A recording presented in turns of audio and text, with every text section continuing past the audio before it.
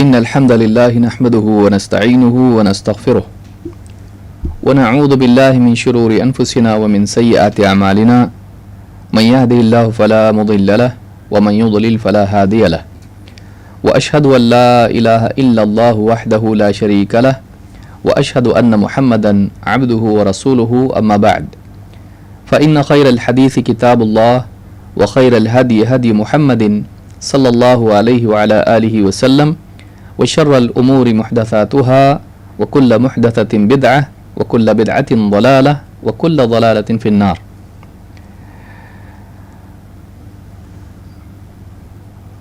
قابل احترام علماء کرام، خصوصاً فضیلۃ الشیخ محمد مختار مدنی حفظ اللہ، دیگر متعاونین، میرے محترم دینی بھائیوں اور قابل احترام اور بہنوں،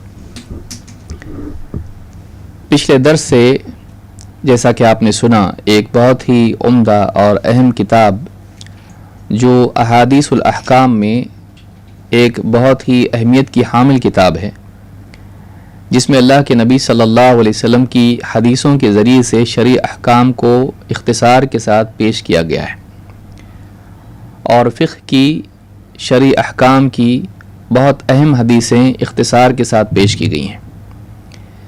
اس کتاب کے آخری حصے میں اخلاق اور اسی طرح سے اذکار وغیرہ سے متعلق کچھ باتیں ہیں، اسلامی آداب سے متعلق کچھ باتیں ہیں۔ پچھلے درس سے ہم نے اس حصے کا کتاب الجامع کا آغاز کیا ہے۔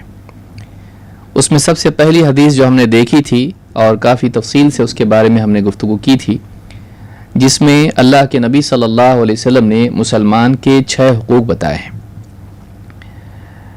جس میں سے آپ نے فرمایا کہ ایک مسلمان کے دوسرے مسلمان پر 6 حق ہیں۔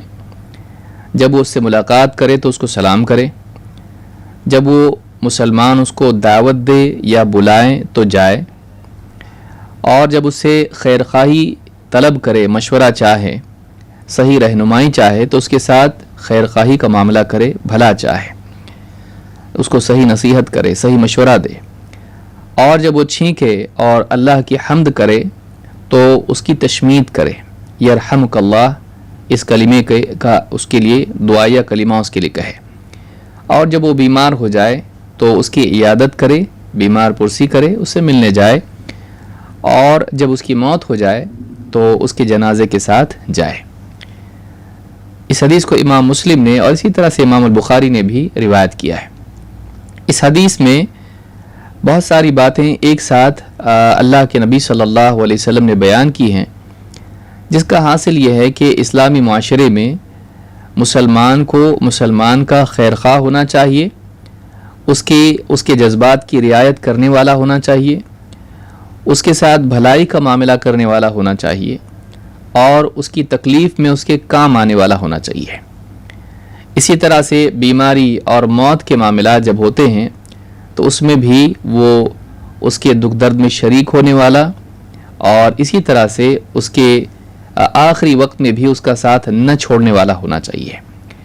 تو اس طرح سے یہ باتیں پچھلے درس میں ہم نے دیکھی تھیں، جن کا اب اعادہ اتنا زیادہ نہیں ہونا چاہیے، اتنا کافی ہے۔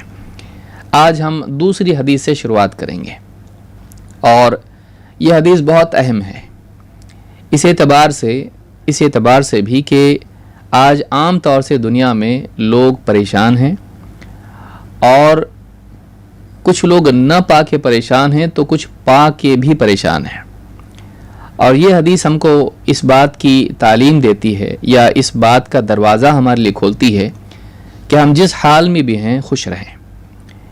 آج عام طور سے پرسنالٹی ڈیولپمنٹ پہ لوگ کتابیں لکھ رہے ہیں، ان میں سے ایک بڑا حصہ کتابوں کا ہیپینس سے متعلق بھی ہے کہ اس دنیا میں، بگاڑ کی دنیا میں، اس کمپٹیشن کی دنیا میں لوگ خوش کیسے رہ سکیں۔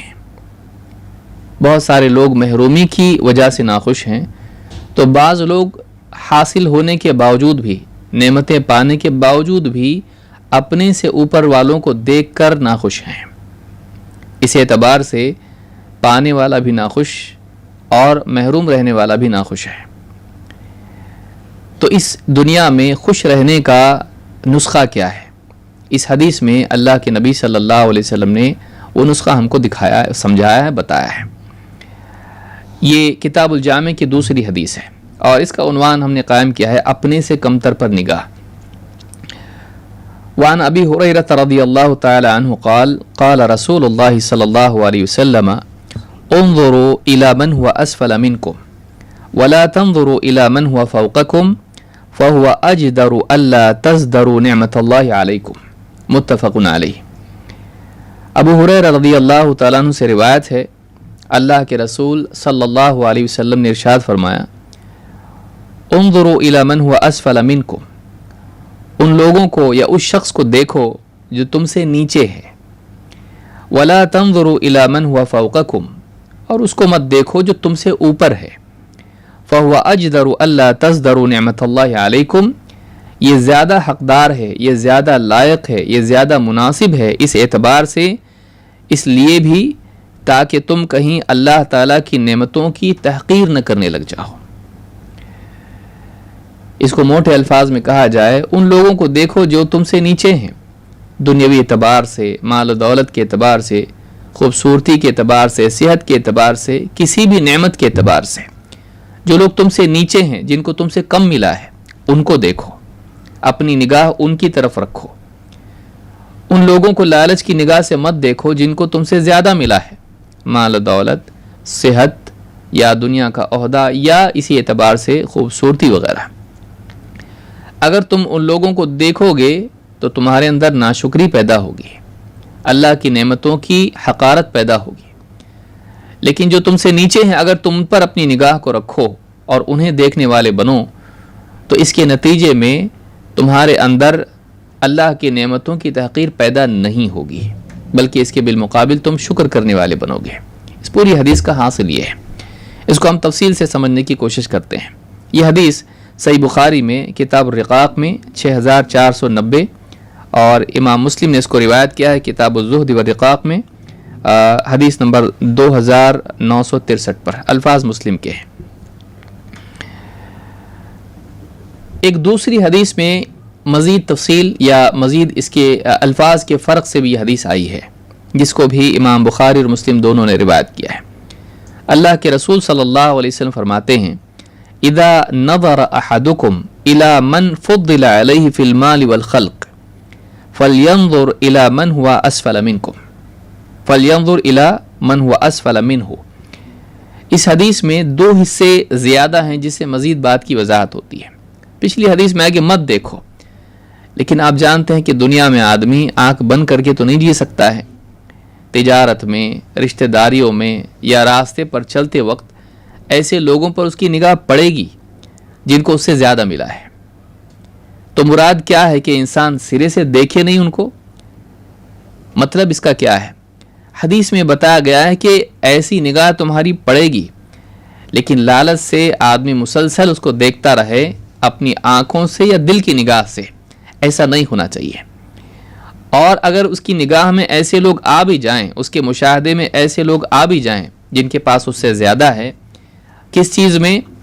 فی المال والخلق، مال کے اعتبار سے زیادہ ہیں یا خلق کے اعتبار سے؟ خلق میں دونوں چیزیں آئیں، صحت بھی آتی ہے اور خوبصورتی بھی آتی ہے۔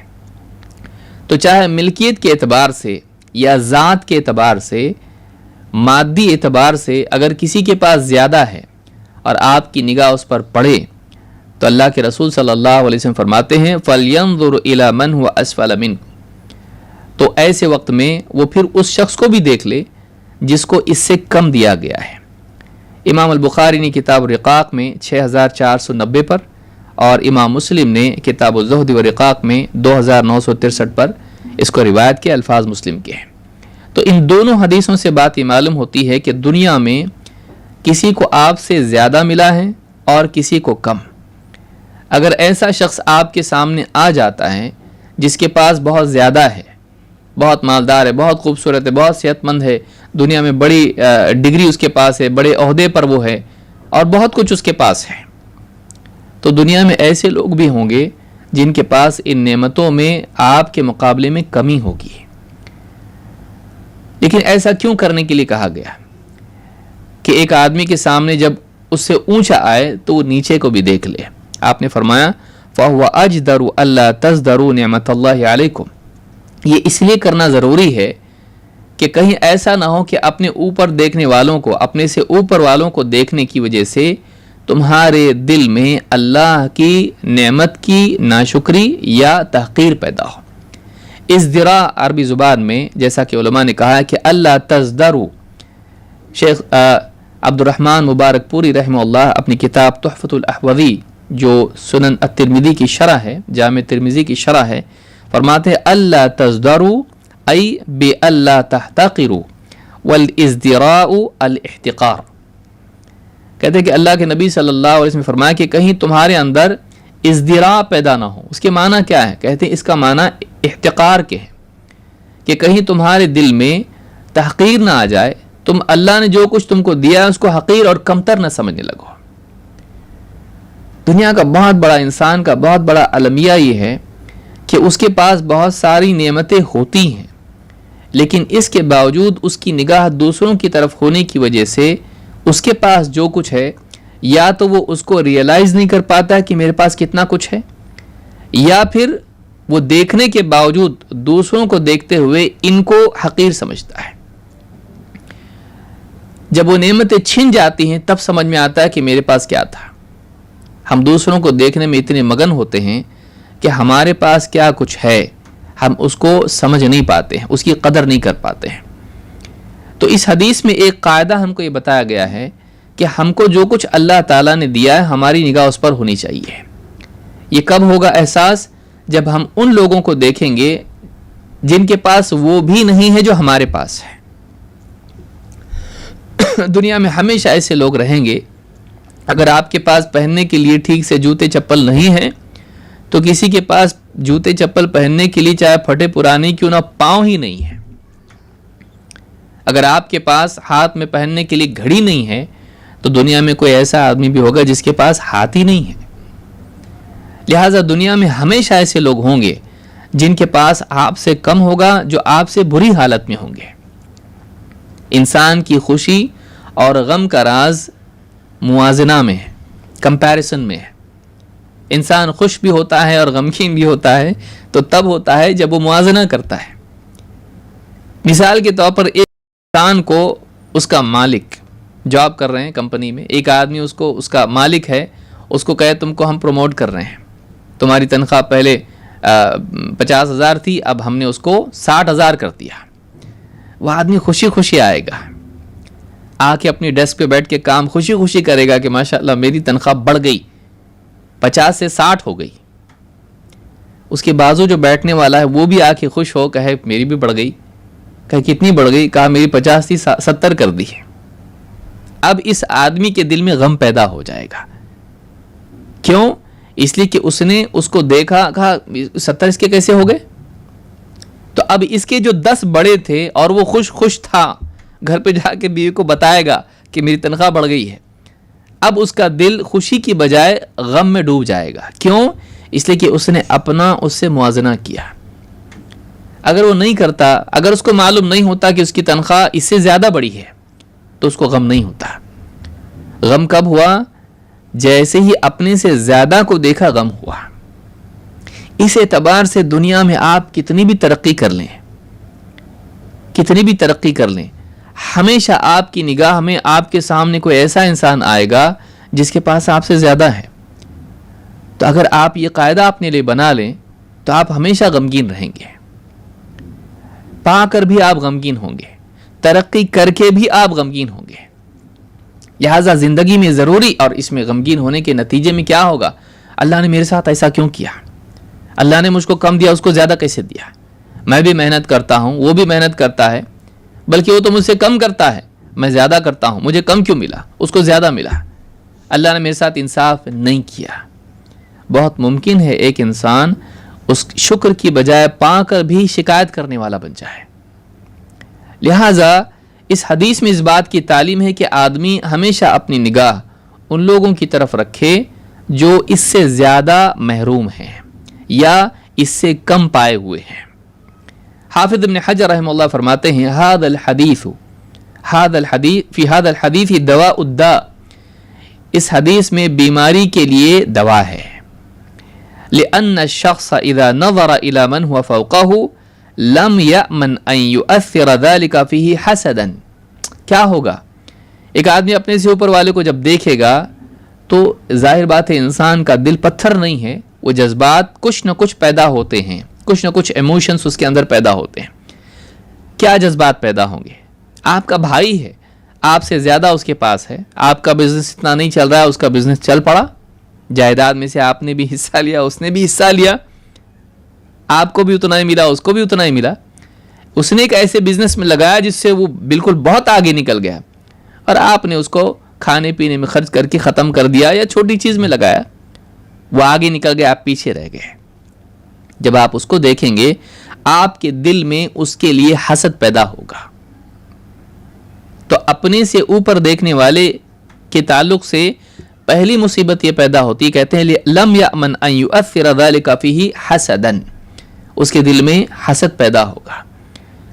اور حسد جو ہے یہ دھیمی موت ہے، ڈائریکٹ مرنے کی بجائے آدمی دھیرے دھیرے دھیرے دھیرے مرے، اندر ہی اندر سلگتی رہے اس کے آگ، اور کبھی سکون کی نیند وہ سو نہ پائے.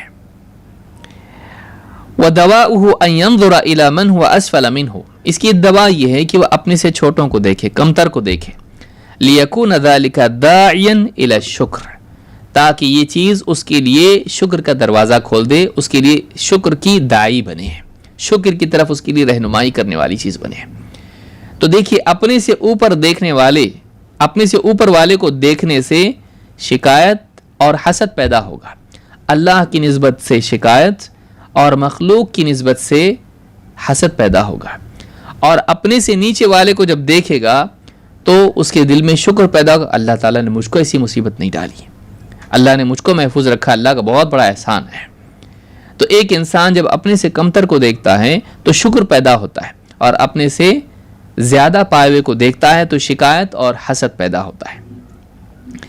اسی طرح سے جو نعمتیں اس کو ملی ہیں ان کی ناقدری پیدا ہوتی ہے، ان کا احساس نہیں ہوتا ہے، وہ نعمتیں کتنی قیمتی ہیں اس کا احساس نہیں ہوتا ہے. کتنے لوگ ہیں آپ نے دیکھے ہوں گے کہ ان کے پاس نعمتیں پڑی ہوتی ہیں، جب وہ چیز چھن جاتی ہے تب جا کے احساس ہوتا ہے. صحت ہے، آج ہے لیکن کل بیمار پڑ جاتا ہے، تب احساس ہوتا ہے کہ کاش کہ میرے پاس صحت ہوتی.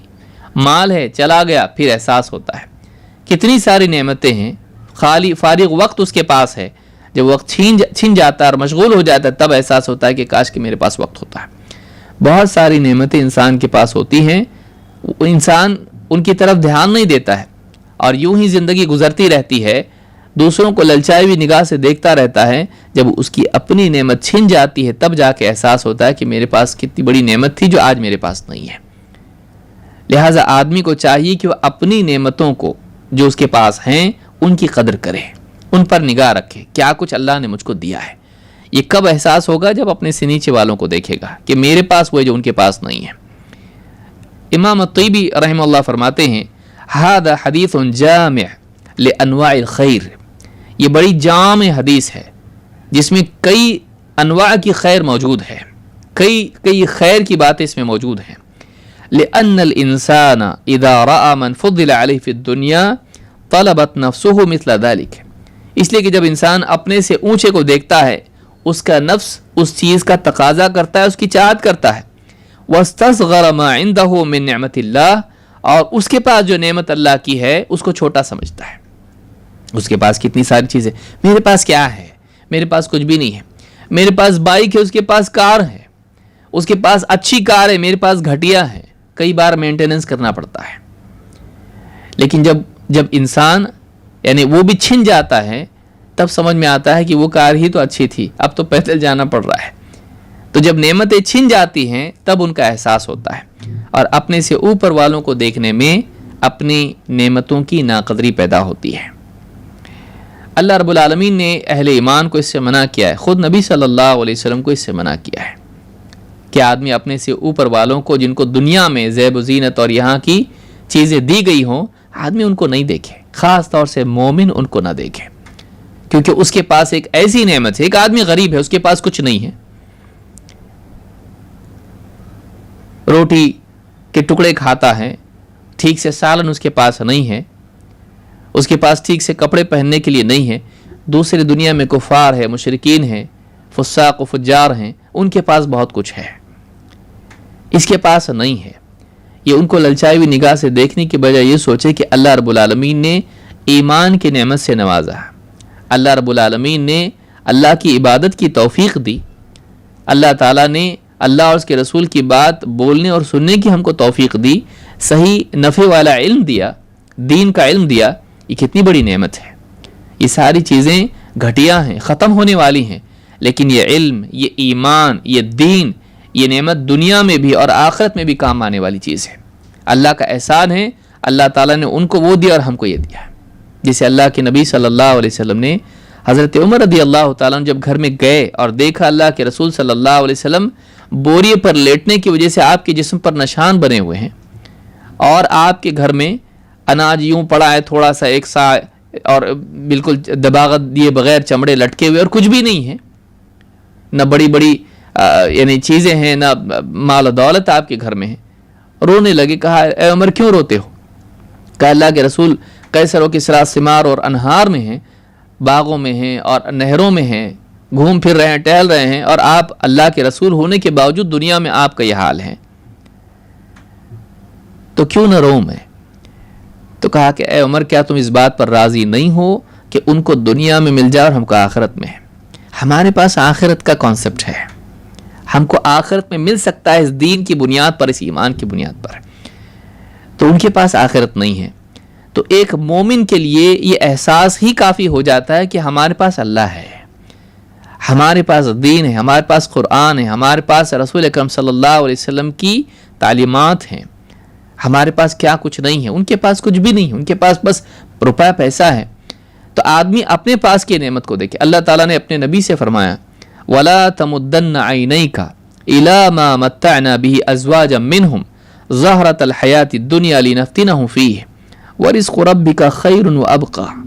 سورہ طٰہٰ میں آیت نمبر 131 میں اللہ نے فرمایا کہ اے نبی آپ اپنی نگاہیں اٹھا کے ان لوگوں کی طرف مت دیکھنا، یعنی رغبت کے طور پر مت دیکھنا، إِلَى مَا مَتَّعْنَا بِهِ أَزْوَاجًا مِّنْهُمْ زَهْرَةَ الْحَيَاةِ الدُّنْيَا لِنَفْتِنَهُمْ فِيهِ، جو مختلف قسم کی نعمتیں، دنیا کی زیب و زینت کی چیزیں ہم نے ان کو دے رکھی ہیں، قسم قسم کی چیزیں ان کو دی ہے، اور دنیا میں بطور تمتع ان کو عطا کیا ہے، مزہ اٹھا لو دنیا میں، اس طور پر ہم کو دیا ہے تاکہ ان کو آزمائیں، ان کا امتحان لیں۔ یہ بطور فتنہ ان کو ملا ہے، آخرت میں سوال ہونے والا ہے، اور دنیا میں گمراہی بھی اس کی وجہ سے آ سکتی ہے۔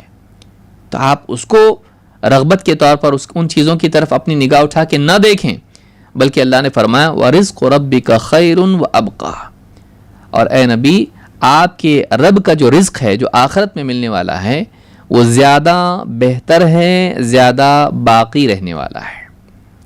دنیا کی چیزیں گھٹیا ہیں، ختم ہونے والی ہیں، آخرت کی نعمتیں بہتر ہیں، باقی رہنے والی ہیں، اس میں خیریت ہے، اس میں بقا ہے۔ یہ گھٹیا ہے اور ختم ہونے والی، اس میں فنا ہے۔ تو مومن کو ایسا ہونا چاہیے کہ اگر واقعی دنیا میں نہیں بھی ہے، وہ سب سے کم تر حالت میں اگر دنیا میں ہے، تب بھی یہ سوچے کہ میرے پاس دین ہے، میرے پاس اللہ کے تقرب کے اسباب ہیں، اور میرے پاس جنت کی کامیابی کو پانے کے وسائل ہیں۔ اس سے زیادہ مجھ کو اور کیا چاہیے؟ دنیا نہیں ملی تو نہیں ملی، آخرت تو ملے گی۔ ویسے بھی دنیا پا کے بھی کس کو ملتی ہے؟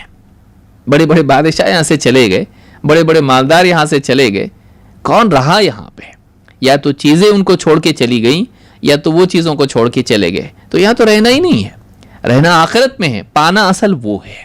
تو یہ چیز جو ہے مومن کی نگاہ میں ہونی چاہیے۔ اس تعلق سے تسہیل الالمام میں شیخ صالح الفوزان فرماتے ہیں فَهَذِهِ قَاعِدَةٌ عَظِيمَةٌ انظروا إِلَى مَنْ هُوَ دُونَكُمْ، ان لوگوں کی یہ بہت بڑا قاعدہ ہے کہ تم ان لوگوں کو دیکھو جو تم سے نیچے ہیں، فی المال اور وفی الصحت، کہ مال اور صحت میں تم سے نیچے ہیں۔ یہاں پر اس حدیث میں سوال ہی پیدا ہوتا ہے کہ کیا ہر چیز میں ایسا کرنا ہے کہ اپنے سے نیچے والوں کو دیکھنا ہے، یا دنیا کے اعتبار سے اپنے نیچے والوں کو دیکھنا ہے؟ فرماتے ہیں کہ وفی غیر ذالک من الامور الا فی امور العبادہ، دنیا کے اعتبار سے مال اور صحت اور دولت اور جتنی بھی چیزیں ہیں، ان میں اپنے سے نیچے والوں کو دیکھو، لیکن عبادت کے معاملے میں نہیں۔ جسے آدمی کہا میں 5 وقت کی نماز پڑھتا ہوں، وہ 4 پڑھتا ہے، اس کو دیکھو نہیں، بلکہ عبادت کے معاملے میں، دین کے معاملے میں اپنے سے اوپر والوں کو دیکھنا ہے۔ فی امور العبادت لا تنظر الی من هو دونک، عبادت کے معاملے میں، دین کے معاملے میں اپنے سے نیچے والوں کو مت دیکھ۔ لا تنظر الی الکسالى والمضيعین والمضيعین بل انظر الی الابرار والی الاتقیاء، ان لوگوں کو مت دیکھ جو سستی کرتے ہیں دین کے معاملے میں اور دینی احکام کو ضائع کرتے ہیں، اللہ کے دین کو برباد کرتے ہیں، بلکہ ان کو دیکھ جو ابرار ہیں، اتقیاء ہیں، نیک لوگ ہیں، متقی لوگ ہیں۔ اپنے سے زیادہ متقی کو دیکھ تاکہ اس طرح اس کی اقتداء کر سکے، رغبت پیدا ہو، اس سے مقابلہ آرائی تیری ہو، اور اپنے سے زیادہ نیکی کرنے والے کو دیکھ۔ تو دین کے معاملے میں اپنے سے اوپر والوں کو دیکھنا ہے، دنیا کے معاملے میں اپنے سے نیچے والوں کو دیکھنا ہے۔ کہتے ہیں لِكَيْ تُشَارِكَهُمْ أَوْ تَتَشَبَّهَ بِهِمْ، کیوں اپنے سے اوپر والوں کو دین میں دیکھنا ہے؟ تاکہ تو ان صفات میں ان کی مشارکت کرے، ان جیسا بننے کی کوشش کرے، ان کا تشبہ اختیار کرے۔ تو یہ بات بھی یہاں پر یاد رکھی جائے کہ دین کے معاملے میں اپنے سے نیچے نہیں، اپنے سے اوپر والوں کو دیکھیں۔ اللہ تعالیٰ قرآن کریم میں جنت کے احوال کو اللہ نے بیان کیا اور جنت کی نعمتوں کو اللہ نے بیان کیا اور متقین کے حال کو ذکر کیا اور کہا وَفِي ذَلِكَ فَلْيَتَنَافَسِ الْمُتَنَافِسُونَ، تنافس کرنے والوں کو ان چیزوں میں تنافس کرنا چاہیے۔ سورۃ المطففین میں آیت نمبر 26 میں اللہ نے بات کہی ہے۔ تو معلوم ہوا کہ دین کے معاملے میں، آخرت کے معاملے میں آدمی کو اپنے سے اوپر والوں سے کمپیٹ کرنا چاہیے کہ وہ ان سے آگے بڑھنے کی کوشش کرے، اور دنیا کے معاملے میں اپنے سے نیچے والوں کو دیکھنا چاہیے تاکہ اللہ کی نعمتوں پر ناشکری پیدا نہ ہو۔ حسن بصری رحمۃ اللہ علیہ فرماتے ہیں یا ابن آدم اذا رأیت الناس فی خیر فنافسهم فیہ، اے ابن آدم جب تو لوگوں کو کسی خیر میں دیکھے، نیکی، دین، بھلائی میں دیکھے، فنافسهم فیہ تو تم سے تنافس کر۔ تنافس کہتے ہیں کسی چیز کی رغبت اس طور پر کہ مجھ کو ملے، اگر ایک ہی چیز ہے تو میں اس چیز کا پانے والا بنوں۔ وَإِذَا رَأَيْتَهُمْ فِي هَلَكَةٍ فَذَرْهُمْ وَمَا اخْتَارُوا لِأَنفُسِهِمْ، لیکن جب تو دیکھے انہیں کہ کسی ہلاکت میں واقع ہو رہے ہیں تو ان کو چھوڑ دے، یعنی دنیا میں کھو جا رہے ہیں، گناہوں میں جا رہے ہیں، گناہوں کی لذت اٹھا رہے ہیں، اگر وہ ایسا کر رہے ہیں کہ ہلاکت کے ذریعے سے نعمتیں حاصل کر رہے ہیں، فَذَرْهُمْ وَمَا اخْتَارُوا لِأَنفُسِهِمْ تو انہیں اور اس چیز کو چھوڑ دے جو انہوں نے اپنے لیے چنی ہے یا پسند کی ہے۔ حلیۃ الاولیاء میں حافظ ابو نعیم نے اس کو روایت کیا ہے۔ دنیا میں تنافس کرنا ہلاکت کی طرف لے جاتا ہے، دنیا میں دوسروں سے کمپیٹ کرنے کی کوشش کرنا کہ مجھے مل جائے اسے نہ ملے، یہ جو چیز ہے تنافس، یہ ہلاکت کی طرف لے جاتا ہے۔ اللہ کے نبی صلی اللہ علیہ وسلم فرماتے ہیں فَوَاللَّهِ مَا الْفَقْرَ أَخْشَى عَلَيْكُمْ وَلَكِنِّي أَخْشَى أَن تُبْسَطَ عَلَيْكُمُ الدُّنْيَا كَمَا بُسِطَتْ عَلَى مَنْ كَانَ قَبْلَكُمْ فَتَنَافَسُوهَا كَمَا تَنَافَسُوهَا وَتُهْلِكَكُمْ كَمَا أَهْلَكَتْهُمْ۔ امام البخاری نے کتاب المغازی 4015 اور امام مسلم نے الزہد والرقاق 2961 پر اس کو روایت کیا ہے۔ اللہ کے رسول صلی اللہ علیہ وسلم فرماتے اللہ کی قسم، قسم کھا کے فرما رہے ہیں، اللہ کی قسم مجھے تم پر فقر کا خوف نہیں ہے، غربت آ جائے گی، تنگ دستی آ جائے گی، تم غریب ہو جاؤ گے اور تمہارے پاس مال و دولت نہیں ہوگی، مجھے قطعاً اس کا ڈر نہیں ہے۔ ما الفقر اخشى علیکم ولکنی اخشى ان تبسط علیکم الدنیا، مجھے ڈر ہے تو اس بات کا کہ دنیا تم پر پھیلا دی جائے، مجھے تم پر اس بات کا ڈر نہیں کہ دنیا میں تم فقیر ہو جاؤ، فقر و فاقے میں چلے جاؤ، بلکہ مجھے ڈر اس بات کا ہے کہ تم پر دنیا پھیلا دی جائے، یعنی دنیا کی نعمتیں تمہیں میسر ہوں اور خوب خوب ہوں، کما بسطت علی من کان قبلکم، ویسی جیسے تم سے پہلوں کو عطا کی گئیں، فتنافسوها کما تنافسوها، تو جیسے انہوں نے بھی نعمتوں میں ایک دوسرے پر تنافس کیا کہ مجھے مل جائے مجھے مل جائے، اسی طرح تم بھی کرنے لگو۔ وَتُهْلِكَكُمْ كَمَا أَهْلَكَتْهُمْ، اور یہ دنیا تمہیں بھی ویسے ہلاک کر دے جیسے انہیں ہلاک کیا۔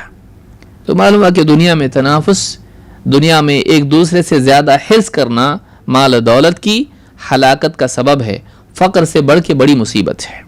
اس لیے آپ نے دیکھا ہوگا کہ بعض لوگ فقر و فاقے میں اللہ کو پکارنے والے ہوتے ہیں اور نیک ہوتے ہیں, خیر خواہ ہوتے ہیں, ان کے اندر انسانیت باقی رہتی ہے, لیکن جب دنیا کے جنگل میں اور مادی جنگل میں یہ لوگ چلے جاتے ہیں تو جانور بن جاتے ہیں, پھر ایک دوسرے سے بڑھ کر پھر حلال و حرام کو ایک کر لیتے ہیں, پھر لوگوں کی عزتیں اور لوگوں کے سارے معاملات کو بگاڑ دیتے ہیں, ایک دوسرے سے کمپیٹ کرنے میں لوگوں کی گردنوں پر پاؤں رکھ کے ترقی کرنے والے بن جاتے ہیں, انسانیت کھو دیتے ہیں.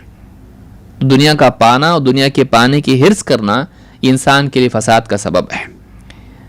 شیخ عبداللہ الفوزان کہتے ہیں منحۃ العلام میں وَلَوْ أَنَّ النَّاسَ أَخَذُوا بِهَذِهِ الْوَصِيَّةِ الْجَامِعَةِ لَعَاشُوا صَابِرِينَ شَاكِرِينَ رَاضِينَ.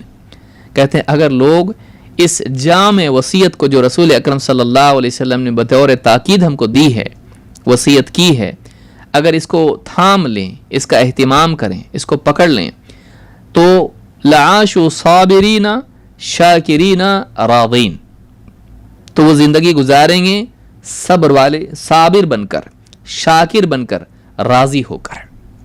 محرومی پر صبر ان کی زندگی میں آئے گا اور اللہ کی نعمتوں کو دیکھ کر شکر کرنے والے بنیں گے, اور جو کچھ اللہ نے ان کو عطا کیا ہے اس پر راضی رہنے والے بنیں گے. کنٹینٹمنٹ جس کو کہتے ہیں, راضی رہنا.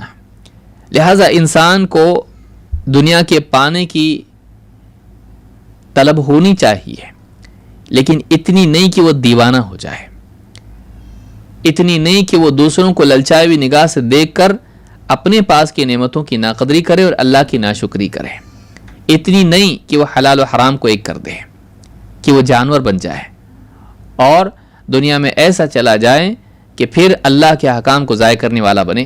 تو یہ جو حدیث ہے بہت اہم حدیث تھی, جس میں ہم کو ایک اصول بتایا گیا خوش رہنے کا, کہ وہ اپنے سے نیچے والوں کو دیکھے, اپنے اسے اوپر والوں کو نہیں. اور اگر دکھائی دیتا ہے کہ فلاں کے پاس میرے سے زیادہ ہے, اس کا گھر دیکھو کتنا بڑا اور میں جھوپڑے میں ہوں, تو آدمی ان لوگوں کو دیکھ لے جو فٹ پاتھ پر راستے کے کنارے جی رہے ہیں. اگر میرے پاس کھانے کے لیے ویسا نہیں جو دوسروں کے پاس ہے, تو ان لوگوں کو بھی دیکھے جو کچرے میں سے اٹھا کے کھا رہے ہیں, یا جن کے پاس کھانے کے لیے کچھ بھی نہیں ہے, جو مانگ کے کھا رہے ہیں, جو بھوکے کئی کئی دنوں تک رہ رہے ہیں. تو اگر اللہ تعالیٰ نے اعلیٰ کھانا مجھ کو نہیں دیا ہے, تو کم سے کم اتنا سوچے کہ بھوکوں سے تو بہتر میرا حال ہے. یہ چیز اس کو ہمیشہ خوش رکھے گی. تو خوش رہنا صرف پانے میں نہیں ہوتا ہے, محرومی میں بھی ہو سکتا ہے, اگر اپنے سے زیادہ محروم کو انسان دیکھے. تو یہ جو چیز ہے حدیث میں ہم کو خوش رہنے کا نسخہ اور ضابطہ بتایا گیا ہے. چلیے آگے بڑھتے ہیں. تو یہ دوسری حدیث تھی جو اس باب میں کتاب الادب میں ہے. اچھے جینے کے آداب میں سے ایک ادب یہ بھی ہے. آئیے حدیث نمبر 3 دیکھتے ہیں, جس کا عنوان ہے نیکی اور گناہ. اور اس حدیث میں ہم کو بتایا گیا کہ واقعی نیکی کیا ہے اور گناہ کی علامات میں سے 2 بڑی علامتیں کیا ہیں. وعن النواس بن سمعان رضی اللہ عنہ قال سألت رسول اللہ صلی اللہ علیہ وسلم عن البر والإثم فقال البر حسن الخلق والإثم ما حاك في صدرك وكرهت أن يطلع عليه الناس. اخرجہ مسلم. امام مسلم نے حدیث نمبر 2553 پر اس کو روایت کیا ہے. نواس ابن سمعان رضی اللہ تعالیٰ عنہ سے روایت فرماتے ہیں کہ میں نے اللہ کے رسول صلی اللہ علیہ وسلم سے پوچھا نیکی اور گناہ کے بارے میں. نیکی کیا ہے, گناہ کیا ہے, میں نے پوچھا. فقال البر حسن الخلق, آپ نے فرمایا نیکی تو اچھا اخلاق ہے. والاثم ما حاك في صدرك, اور گناہ وہ چیز ہے جو تیرے جی میں کھٹکتی رہے. وکرہت ان یطلع علیہ الناس, اور تجھے یہ پسند نہ ہو کہ لوگوں کو اس کی خبر ہو جائے. اس حدیث کو امام مسلم نے روایت کیا ہے. اسی باب میں ایک اور روایت ہے جو مزید اس کی وضاحت کرتی ہے. ابو ثعلبہ الخشنی رضی اللہ تعالیٰ عنہ سے روایت فرماتے ہیں قلت یا رسول اللہ اخبرنی بما یحل لی ویحرم علی.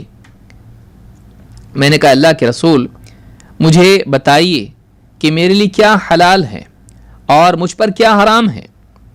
قال فصعد النبی صلی اللہ علیہ وسلم وصوب فی النظر. اللہ کے نبی صلی اللہ علیہ وسلم نے نیچے سے اوپر، اوپر سے نیچے تک مجھ کو دیکھا. فقال البر ما سکنت الیہ النفس واطمأن الیہ القلب. کہا کہ نیکی یہ ہے، نیکی وہ چیز ہے جس سے جی کو سکون ملے اور دل کو اطمینان نصیب ہو. والاثم ما لم تسکن الیہ النفس. اور گناہ وہ عمل ہے، وہ چیز ہے جس سے جی بالکل سکون نہ پائے، انسان کے جی کا سکون ختم ہو جائے. ولم یطمئن الیہ القلب. اور آدمی کے دل کو ذرا بھی اطمینان نہ ہو، اس کا اطمینان ختم ہو جائے. وَإِنْ أَفْتَاكَ الْمُفْتُونَ. چاہے فتویٰ دینے والے کتنا ہی فتویٰ تجھ کو دے دیں، چاہے لوگ فتویٰ دے دیں، لیکن تیرا دل قطعاً بھی سکون و اطمینان نہ پائے، تیرا سکون ختم ہو جائے یا تجھ کو تردد ہوتا رہے، کہیں اطمینان نہ ہو، دل میں ٹھہراؤ نہ ہو، تو ایسی چیز جو ہے یہ گناہ ہے. امام احمد نے اس کو روایت کیا ہے، اور صحیح ترغیب میں 1735 پر شیخ الالبانی نے کہا کہ اسنادہ جید، اس کی سند بہت اچھی ہے، عمدہ ہے. ایک اور حدیث ہے جو ایک تیسرے صحابی روایت کرتے ہیں، جو اسی باب میں ہے، جو مزید اس کی وضاحت کرتی ہے اور قدر تفصیل اس میں ہے.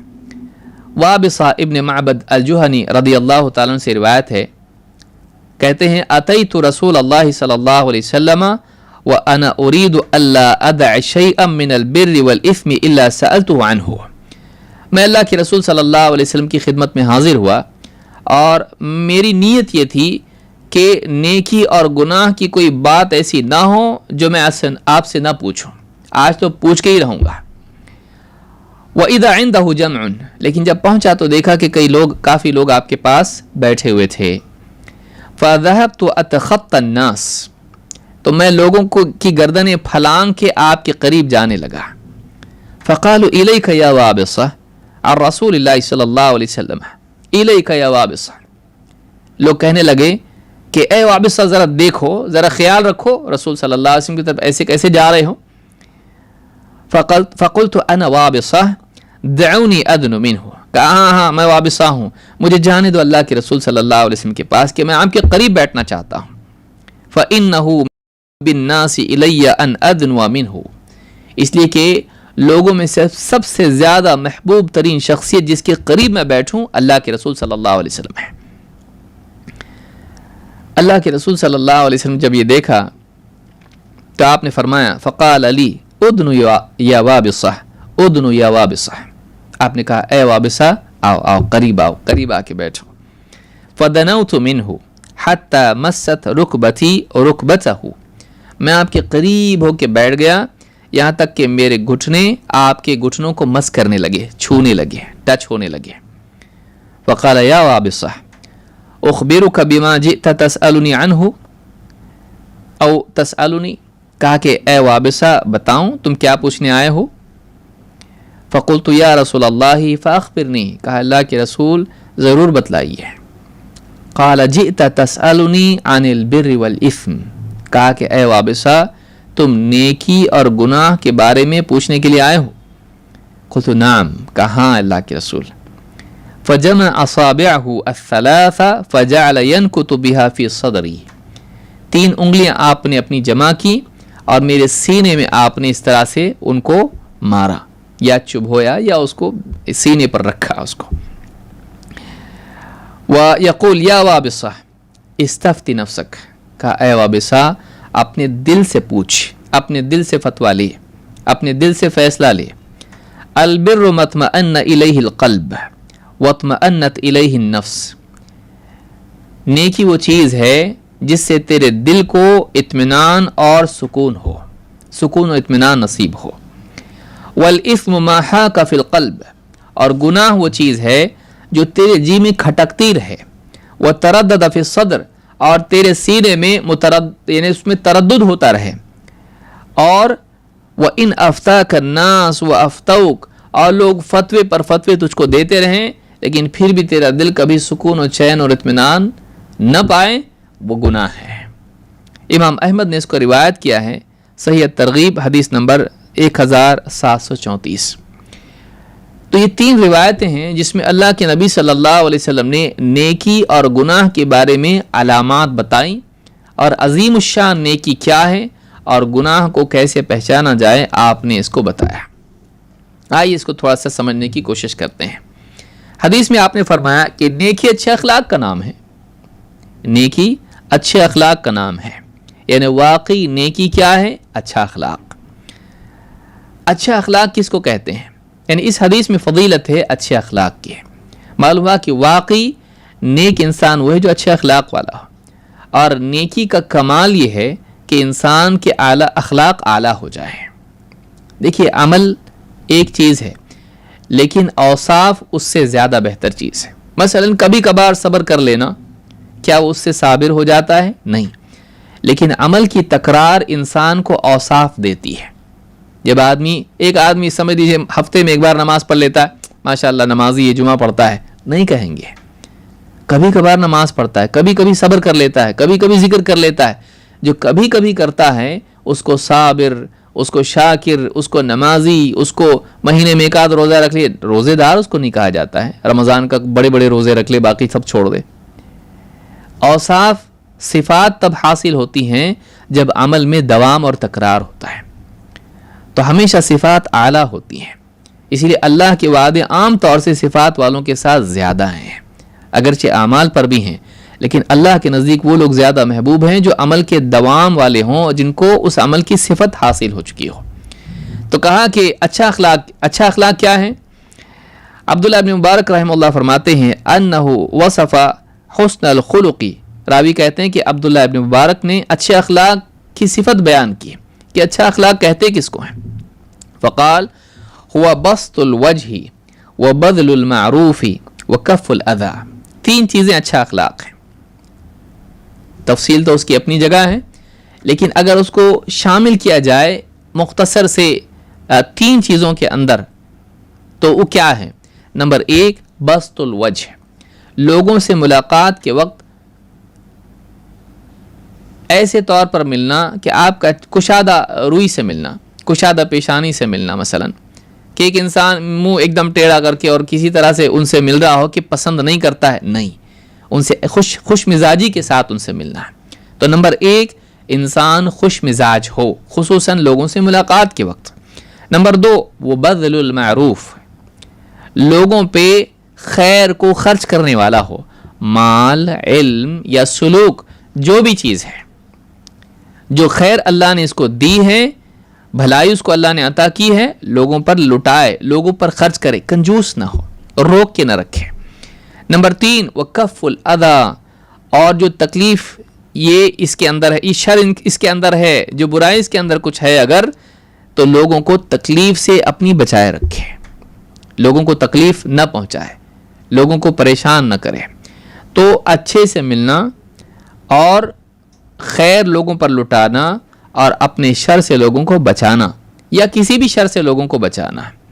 وکف الاذی، اپنے شر سے لوگوں کو محفوظ رکھنا. یہ 3 چیزیں جو ہیں یہ اچھے اخلاق اس کو کہتے ہیں. امام الترمذی نے اس کو روایت کیا ہے، روایت ہے 2005، نمبر 2005 اس کا ہے. شیخ محمد ابن صالح ابن عثیمین رحمہ اللہ فرماتے ہیں کہ قال وبعضهم قال حسن الخلق ان تعامل الناس بما تحب ان يعاملوك به وهذا اجمع وابين واوضح.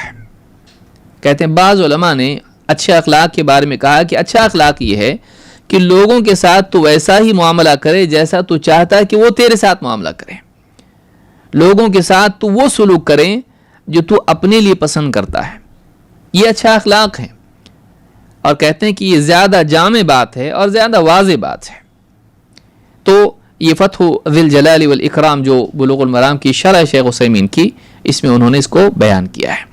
تو اچھا اخلاق کیا ہے کہ آپ لوگوں کے ساتھ وہ سلوک کریں جو آپ اپنے لیے پسند کرتے ہیں. آپ پسند کرتے ہیں کہ لوگ آپ سے اچھے سے ملیں، آپ کا اکرام کریں، آپ کے ساتھ بدسلوکی نہ کریں، آپ کا دل نہ توڑیں، آپ کی بے عزتی نہ کریں، آپ کے ساتھ بدتمیزی نہ کریں. آپ بھی لوگوں کے ساتھ ایسا رہیں.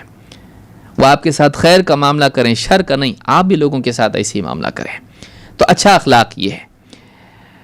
شیخ عبداللہ الفوزان کہتے ہیں کہ وَهَذَا جَوَابٌ جَامِعٌ مُوجِزٌ، یہ جامع اور بہت مختصر جواب ہے جو آپ نے صحابی کو دیا. معناہ ان حسن الخلق اعظم خصال البر، کہا معنی یہ ہے کہ اچھا اخلاق نیکی کی عظیم الشان عظیم ترین خصلتوں میں سے ہے. كقوله الحج عرفہ او ان حسن الخلق جامع لجمیع انواع البر. دو باتوں میں سے ایک بات ہو سکتی ہے. یہ جو جملہ ہے کہ نیکی اچھے اخلاق کو کہتے ہیں، تو اس کا کیا مطلب ہے؟ نمبر ایک یہ ہے کہ اچھا اخلاق اعلیٰ ترین نیکی ہے، ایک معنی یہ ہے. دوسرا معنی یہ ہے کہ اچھا اخلاق نیکی کی عظیم الشان قسموں کو اپنے اندر سمیٹے ہوئے ہیں، کہ او ان حسن الخلق جامع لجمیع انواع البر، تمام نیکی کی قسموں کو اپنے اندر سمیٹے ہوئے ہیں. منحت العلام میں یہ بات انہوں نے کہی ہے. اب یہاں پر سوال ہی پیدا ہوتا ہے کہ بر کے معنی کیا ہے؟ بر کا لفظ بہت وسیع ہے. نیکی، بر کو نیکی کہتے ہیں، بر کے معنی نیکی کے ہیں. اللہ رب العالمین نے تقوی کو نیکی قرار دیا ہے. اس اعتبار سے اگر دیکھا جائے سارے دین کا حاصل تقوی ہے. تقوی تین چیزوں سے بنتا ہے. ایک، اللہ کا خوف. دو، اس خوف کے نتیجے میں اللہ کے حکم کو پورا کرنا، اللہ کی منع کی ہوئی چیزوں سے بچنا. اللہ کے عذاب سے بچنے کے لیے وہ سب کچھ کرنا جس سے آدمی محفوظ رہے اللہ کے عذاب سے. تقوی کس کو کہتے ہیں؟ اللہ کا عذاب یا اللہ کی ناراضگی سے بچنے کے لیے وہ سب کچھ کرنا جس سے اللہ خوش ہوتا ہے، ناراض نہیں ہوتا ہے. تو ساری نیکیاں اس میں آ گئیں، سارے گناہوں سے بچنا اس میں آ گیا.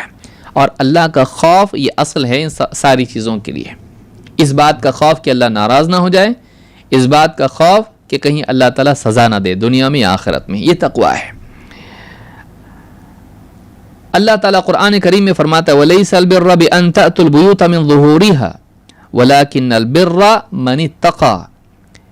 نیکی یہ نہیں ہے کہ تم گھروں میں پیچھے سے داخل ہو، بلکہ نیکی یہ ہے کہ آدمی اللہ سے ڈرنے والا ہو. وَأْتُوا الْبُيُوتَ مِنْ أَبْوَابِهَا، اپنے گھروں میں دروازوں سے داخل ہو. وَاتَّقُوا اللَّهَ لَعَلَّكُمْ تُفْلِحُونَ، اللہ سے ڈرتے رہو تاکہ تم کامیاب ہو جاؤ.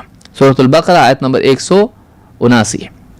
یہاں پر آپ دیکھیں گے کہ اللہ تعالیٰ نے فرمایا وَلَكِنَّ الْبِرَّ مَنِ اتَّقَى. حج کے لیے لوگ اس زمانے میں جاہلیت میں لوگ یہ کرتے تھے یا ابتدا میں ایسا کرتے تھے کہ گھر میں جب داخل ہوتے، اگر حاجی ہوتے، احرام میں ہوتے، تو گھر میں دروازے سے داخل نہیں ہوتے، پیچھے سے داخل ہوتے تھے. اس کو نیکی سمجھتے تھے.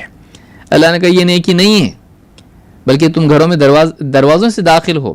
نیکی اصل یہ ہے کہ انسان اللہ سے ڈرنے والا ہو، اللہ تعالیٰ کی منع کی ہوئی چیزوں سے بچنے والا ہو، ایسے تمام کاموں سے بچنے والا ہو جن سے اللہ ناراض ہوتا ہے. تو نیکی تقوی ہے. تو تقوی ایک اعلیٰ اخلاق. اب یہاں یہ بات سمجھ میں آتی ہے کہ نیکی کا معاملہ یا اخلاق کا معاملہ اللہ سے بھی جڑا ہوا ہے، اور اصل جو نیکی ہے وہ تقوی ہے کہ ایک آدمی اللہ سے ڈرنے والا ہو. یہ نیکی ہے. شیخ محمد بن صالح بن عثیمین کہتے ہیں کہ حسن الخلق مع اللہ و مع عباد اللہ. یہاں سوال یہ پیدا ہوتا ہے کہ نیکی اچھا اخلاق ہے، نماز بھی تو نیکی ہے، لیکن اس میں اخلاق کی بات نہیں ہے، لوگوں کے ساتھ سلوک کا کچھ بھی معاملہ نہیں ہے، بلکہ لوگوں سے کٹ کے نماز آدمی پڑھتا ہے، یا اسی طرح سے روزہ ہے، یا اسی طرح سے حج ہے، یا اور بھی اعتکاف ہے. مثلا اعتکاف میں تو آدمی سب سے کٹ کے اللہ کی عبادت کرنے والا ہو جاتا ہے. تو اچھا اخلاق نیکی ہے کا کیا مطلب ہے؟ تو کہتے ہیں کہ اچھا اخلاق صرف بندوں کے ساتھ نہیں ہوتا ہے، اچھا اخلاق اللہ کے ساتھ بھی ہوتا ہے. کہ بندے کا معاملہ لوگوں سے اگر اچھا ہے تو من باب اولا اس کا معاملہ اللہ سے اچھا ہونا چاہیے. اللہ سے اچھا اخلاق کا معنی کیا ہے؟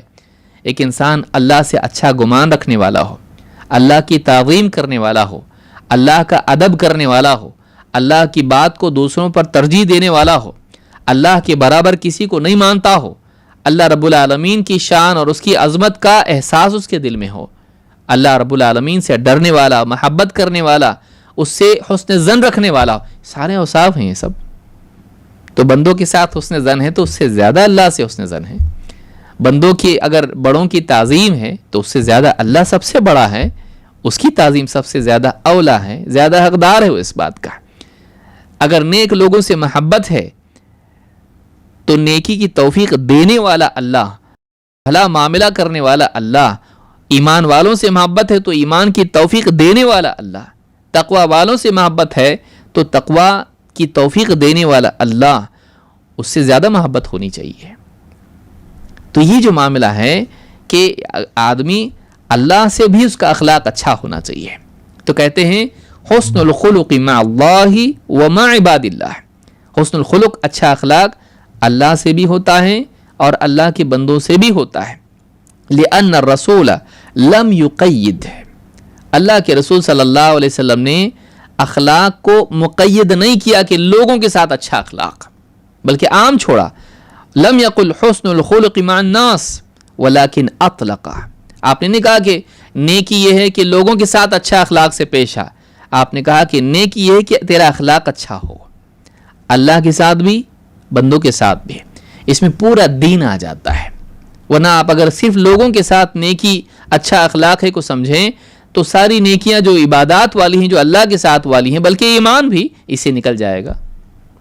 لیکن اگر آپ اللہ کے ساتھ اچھا اخلاق اس کو بھی اس میں شامل کر لیتے ہیں اور لوگوں کے ساتھ اچھا اخلاق, تو ایمان سے لے کے تقوی سے لے کے عبادات سے لے کے اللہ کے حکموں کو پورا کرنے سے لے کے لوگوں کے ساتھ اچھا اخلاق, یہ سب اس میں آ جاتا ہے. اس سے سمجھ میں آتا ہے کہ واقعی نیکی اچھے اخلاق کا نام ہے, کہ بہتر طور پر نیکی کرنا یہ واقعی نیکی ہے. فتح ذی الجلال والاکرام میں شیخ محمد بن صالح ابن عثیمین نے بات کہی ہے. حسن اخلاق کی اہمیت کیا ہے؟ اللہ کے نبی صلی اللہ علیہ وسلم نے ایمان اور عبادات سے اچھے اخلاق کو جوڑا ہے. آپ فرماتے ہیں اکمل المؤمنین ایمانا احسنهم خلقا. امام احمد, ابو داؤد, ابن حبان اور حاکم نے اس کو روایت کیا ہے. سیل جامع صغیر حدیث نمبر 1230. شیخ الالبانی نے اس کو صحیح کہا ہے. آپ فرماتے ہیں ایمان والوں میں سب سے کامل ایمان والے وہ ہیں جن کا اخلاق اچھا ہے, جن کا اخلاق ان میں سب سے اچھا ہے. جتنا اچھا اخلاق ہے اتنا کامل ایمان ہے. معلوم ہوا کہ ایمان کا تعلق اخلاق سے ہوتا ہے. اچھا اخلاق نہ صرف اعلیٰ ایمان کی اچھے یعنی اونچے ایمان کی علامت ہے, بلکہ اس ایمان کے نتائج میں سے بھی ہے اور اس کے مکملات میں سے بھی ہے. جیسے جیسے اخلاق اچھا ہوگا ایمان کامل ہوتا چلا جائے گا, اور جیسے جیسے ایمان کامل ہوگا اخلاق اچھا ہوتا چلا جائے گا. ایک دوسرے کی مدد کرتے ہیں. تو یہاں پر اللہ کے رسول صلی اللہ علیہ وسلم نے اخلاق کو ایمان سے جوڑا ہے. اسی طرح سے آپ نے فرمایا ان المؤمن لیدرک بحسن خلقہ درجۃ الصائم القائم. ایک مومن اچھے اخلاق کے ذریعے سے, اپنے اچھے اخلاق کے ذریعے سے روزہ رکھنے والے اور رات میں قیام اللیل کرنے والے کا درجہ پا لیتا ہے. معلوم ہے کہ اچھا اخلاق یہ بہت ہی اونچی چیز ہے. اس کے ذریعے سے انسان بہت ساری عبادات نوافل کا درجہ حاصل کر لیتا ہے. کہ لوگوں کے ساتھ اچھے اخلاق سے پیش آنا یہ انسان کو بعض اوقات عبادت گزار لوگوں سے بھی اوپر کر دیتا ہے. اس حدیث کو امام ابو داؤد اور ابن حبان نے روایت کیا ہے. سیل جامع صغیر حدیث نمبر 1932. حدیث صحیح ہے. یہ پہلی بات ہوئی, نیکی اچھے اخلاق کا نام ہے. دوسری بات کیا ہے؟ آپ نے فرمایا والاسم ما حاک فی صدرک وکرہت ان یطلع علیہ الناس. دو باتیں آپ نے کہیں. آپ نے فرمایا گناہ وہ چیز ہے جو تیرے جی میں کھٹکے اور تجھے برا لگے, تو بالکل ناپسند کرے اس بات کو کہ کئی لوگوں کو معلوم نہ ہو جائے. یعنی دو باتیں یہاں پر آپ نے بتائی, دل میں کھٹک اور اس چیز کا لوگوں کے سامنے آنا, اس سے ناپسندیدگی. یہ دو چیزیں اس بات کی علامت ہیں کہ یہ عمل برا ہے. اگر اس عمل کے بارے میں ایک تو جی میں کھٹک ہو, دوسرے کہ اس عمل کرتے ہوئے کہیں پکڑا نہ جاؤں, لوگوں کو معلوم نہ ہو جائے کہ میں عمل کر رہا ہوں, تو یہ عمل خود کیا ہے؟ یہ برا ہے, اس کی علامات میں سے ہے. امام النووی رحمۃ اللہ علیہ فرماتے وَمَا نَحَاكَ فِي صَدْرِكَ أَيْ تَحَرَّكَ فِيهِ وَتَرَدَّدَ وَلَمْ يَنْشَرِحْ لَهُ الصَّدْرُ. حَاكَ فِي صَدْرِكَ کا مطلب کیا ہے؟ مطلب یہ ہے کہ تیرے جی میں تردد ہو, یعنی اس کی طرف دل اطمینان ہاں نہ ہو، کبھی ہاں کبھی نہ، اس طرح سے ہونے لگے، یا وہ چیز کھٹکتی رہے، اور کبھی انشراح صدر نہ ہو، دل پوری طرح مطمئن نہ ہو کہ چلو اس کام کو کرنا ٹھیک ہے۔ وحصل فی القلب منہ الشک وخوف کونہ ذنبا، اور دل میں ہمیشہ شک رہے کہ کہیں غلط تو نہیں ہے، یہ اس پر اطمینان نہ ہو کہ یہ صحیح ہے، اور اس بات کا ہر وقت ڈر لگا رہے کہ شاید یہ گناہ ہو، اس کا گناہ ہونا دل پر، یعنی اس کا غلبہ ہو کہ یہ شاید گناہ ہی ہے، اطمینان نہ ہو اس چیز کے جائز ہونے پر۔ اس تعلق سے ابو امامہ رضی اللہ عنہ کی حدیث بھی ہے، اللہ کے نبی صلی اللہ علیہ وسلم نے فرمایا، ایک صحابی کہتے ہیں سأل رجل النبی صلی اللہ علیہ وسلم فقال ما الاثم، ایک آدمی اللہ کے رسول صلی اللہ علیہ وسلم کی خدمت میں حاضر اور کہا کہ گناہ کیا ہے، ما الاثم، فقال اذا حک فی نفسک شیء فدعہ، آپ نے فرمایا جب کوئی چیز تیرے جی میں کھٹکے اسے چھوڑ دے۔ تو یہاں پر حکم بھی آپ صلی اللہ علیہ وسلم نے دیا کہ مومن کو چاہیے کہ وہ ایسی چیز کو چھوڑ دے جو چیز اس کے دل میں کھٹک پیدا کرے، حلال ہونے کے اعتبار سے، حلال و حرام کے اعتبار سے، نیکی اور گناہ کے اعتبار سے اس کا دل کبھی مطمئن نہ ہو کہ یہ جائز ہوگا، یہ صحیح ہوگا، اس کو کر سکتے ہیں، جب کھٹک پیدا ہو تو چھوڑ دے اس کو، یہاں تک کہ اس کے پاس علم آ جائے کہ ہاں ٹھیک ہے یہ صحیح ہے۔ کھٹک کے وقت میں، تردد کے وقت میں، شک کے وقت میں اس کو چھوڑ دینا چاہیے جب تک کہ اطمینان نصیب نہ ہو، جب تک کہ دلیل نہ ملے، علم نہ آئے۔ امام احمد، ابن حبان، طبرانی، حاکم اور اسی طرح سے امام البیہقی نے شعب الایمان میں اس روایت کو نقل کیا ہے، روایت کیا ہے، اور سیل الجامع میں یہ حدیث 600 نمبر پر موجود ہے اور حدیث صحیح ہے۔ لیکن بعض لوگوں کو وسوسہ ہوتا ہے، ہر چیز میں ان کو شک ہوتا ہے، کیا ان لوگوں کے لیے حدیث ہے؟ نہیں، یہ ان لوگوں کے لیے ہے جن کے پاس دین کا علم ہے اور جن کا قلب، جن کا مزاج سلیم ہے۔ جیسے بعض لوگوں کو آپ نے دیکھا ہوگا، مثال کے طور پر ان کو وضو میں ہمیشہ شک ہوتا ہے، شاید میرا وضو ٹوٹ گیا، تو ایسے آدمی کے لیے آپ نے کیا فرمایا کہ مسجد سے باہر نہ نکلے جب تک کہ آواز نہ سنے یا بدبو اس کو نہ آئے۔ کوئی ایک آدمی اللہ کے نبی صلی اللہ علیہ وسلم کے پاس کہا، اللہ کے رسول مجھ کو بار بار ایسا خیال ہوتا ہے اور شک ہوتا ہے کہ کہیں وضو تو نہیں ٹوٹ گیا میرا، تو آپ نے فرمایا یعنی ہوا تو نہیں نکل گئی، شک ہوتا ہے، شک ہوتا ہے۔ تو بعض لوگ ایسے ہوتے ہیں کہ جن کے دل میں ہر چیز پر شک ہوتا ہے، تو چاہے چیزوں کا معاملہ ہو یا اعمال کا معاملہ ہو یا احوال کا معاملہ ہو، آپ نے فرمایا مسجد سے مت نکلنا جب تک کہ تمہیں بدبو نہ آئے یا آواز نہ آئے، یعنی یقین جب تک تم کو نہ ہو، محض شک کی بنیاد پر وضو ٹوٹا تم نہیں سمجھ سکتے ہو۔ تو شکی مزاج والوں کے لیے حدیث نہیں ہے، یہ ان لوگوں کے لیے ہے جن کے پاس علم ہے اور جن کی طبیعت سلیم ہے۔ شیخ محمد بن صالح بن عثیمین رحمہ اللہ فرماتے ہیں وَلَكِنْ هَذَا الْخِطَابُ فِي الْمَسْأَلَةِ الْأَخِيرَةِ لِمَنْ شَرَحَ اللَّهُ صَدْرَهُ لِلْإِسْلَامِ لَا لِكُلِّ أَحَدٍ، کہتے ہیں یہ جو آخری بات بیان ہوئی حدیث میں، یہ اس آدمی کے لیے ہے جس کا سینہ اللہ تعالیٰ نے اسلام کے لیے کھول دیا ہے، یہ ہر ایک کے لیے نہیں ہے کہ اس کو قاعدہ بنا لے کہ شک ہو تو چھوڑ دے۔ بدلیل ان اہل الفجور هل يحيق بصدورهم الفجور، یعنی آپ غور کریں، اس میں دو چیزیں ہیں، ایک تو یا تو آدمی شکی مزاج ہوگا یا تو اس کا قلب گناہوں کی وجہ سے پتھر کی طرح ہو گیا ہے کہ اس کو احساس ہی نہیں ہوتا ہے۔ یہ حدیث دونوں کے لیے نہیں ہے بلکہ درمیانی لوگوں کے لیے ہے، جن کے پاس علم اور تقوی دونوں ہو، علم بھی ہو اور تقوی بھی ہو، اس کے بعد ان کو کھٹک ہو تو احتیاط کریں۔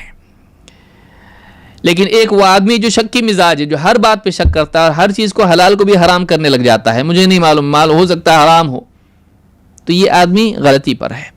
دوسرا وہ آدمی ہے کہ جو کہتا ہے مجھے تو کچھ غلط نہیں لگتا ہے اس میں، تو گناہوں کی وجہ سے اس کا دل اتنا زیادہ سن ہو گیا ہو، پتھر ہو گیا ہو کہ اس کے دل میں کھٹک ہی نہیں ہوتی ہے، اس کو کسی چیز میں حیا محسوس نہیں ہوتی ہے، تو یہ اس کے لیے بھی نہیں ہے۔ اس لیے کہتے ہیں کہ اہل فجور کو کچھ بھی کھٹک نہیں ہوتی ہے۔ تو کوئی آدمی اس حدیث کو، تو کوئی آدمی ایسا ہے کہ جو گناہوں میں لت پت ہے اور اپنی فطرت کو کھو چکا ہے، تو ایسا انسان دلیل یہ نہیں بنا سکتا کہ مجھے اس میں کوئی کھٹک نہیں ہوتی اس لیے صحیح ہوگا۔ تو یہ بھی یاد رکھنے کی ضرورت ہے۔ جیسے اللہ نے قرآن کریم میں فرمایا افمن زین لہ سوء عملہ فرآہ حسنا، سورہ فاطر آیت نمبر 8۔ تو اس شخص کا کیا حال ہے کہ جس کو اس کی برائی مزین کر کے دکھائی گئی ہو اور وہ اس کو بھلائی سمجھتا ہے۔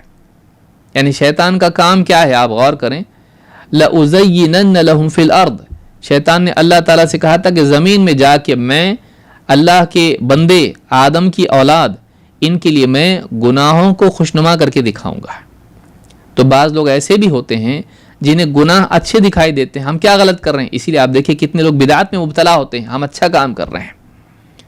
تو کوئی آدمی یہ نہ سمجھے کہ مجھے کوئی کھٹک نہیں ہو رہی ہے تو یہ چیز نیکی ہوگی یا یہ حرام نہیں ہوگی یا یہ غلط نہیں ہوگی، بلکہ آدمی کو چاہیے کہ وہ اپنے آپ کو علم کے تابع کرے۔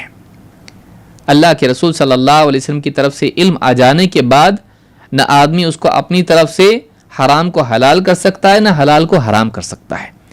تو معلوم ہوا کہ آدمی کو علم کے تابع ہونا چاہیے۔ تو یہ بات ان لوگوں کے لیے ہے جن کے پاس علم ہے اور جو تقوی شعار ہیں، نہ یہ کہ ہر آدمی اپنے صرف جذبات ہی کو دلیل بنانا شروع کر دے۔ اللہ تعالیٰ نے قرآن کریم میں فرمایا فَلَا وَرَبِّكَ لَا يُؤْمِنُونَ حَتَّى يُحَكِّمُوكَ فِي مَا شَجَرَ بَيْنَهُمْ ثُمَّ لَا يَجِدُوا فِي أَنفُسِهِمْ حَرَجًا مِّمَّا قَضَيْتَ وَيُسَلِّمُوا تَسْلِيمًا۔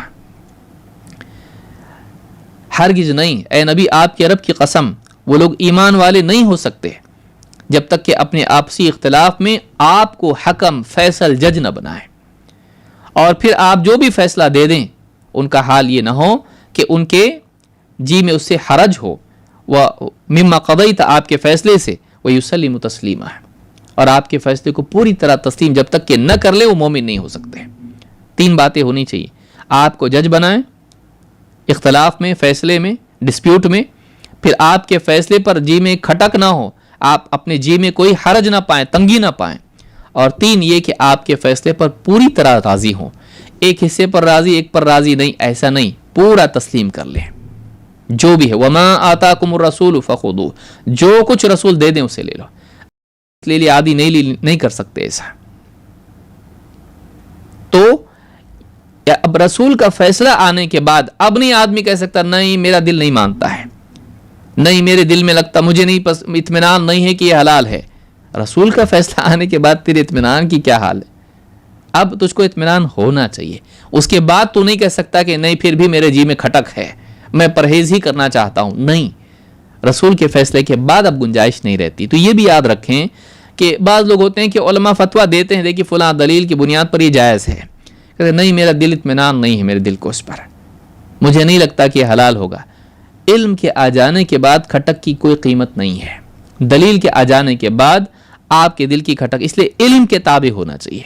ہاں علم کسی کے پاس ہے اور اسے اطمینان نہیں ہے تو ٹھیک ہے، کہا جا سکتا ہے کہ واقعی اس کا تقوی ہے، ورنہ بغیر علم کے جہالت میں کھٹک کوئی قیمت اس کی نہیں ہے۔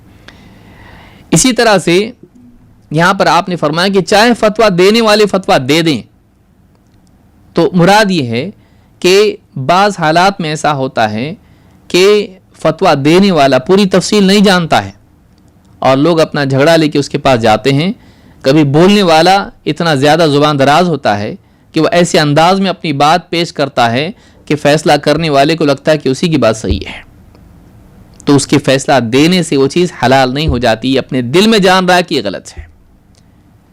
تو مفتی کا فتویٰ ایک حرام کو حلال نہیں کر دیتا ہے، یہ خود اندر سے جان رہا ہے کہ میں نے سوال پوچھنے میں ادھورا سوال پوچھا ہے، لہٰذا اگر جی میں کھٹک ہیں تو ادھوری بات پیش کرنے کی وجہ سے، مفتی کے فتوے کی وجہ سے وہ چیز اس کے حلال نہیں ہوگی۔ مثال کے طور پر اللہ کے نبی صلی اللہ علیہ وسلم نے فرمایا انما انا بشر وانکم تختصمون الی، میں تو ایک بشر ہوں، میں ایک انسان ہوں اور تم اپنے جھگڑے لے کر میرے پاس آتے ہو۔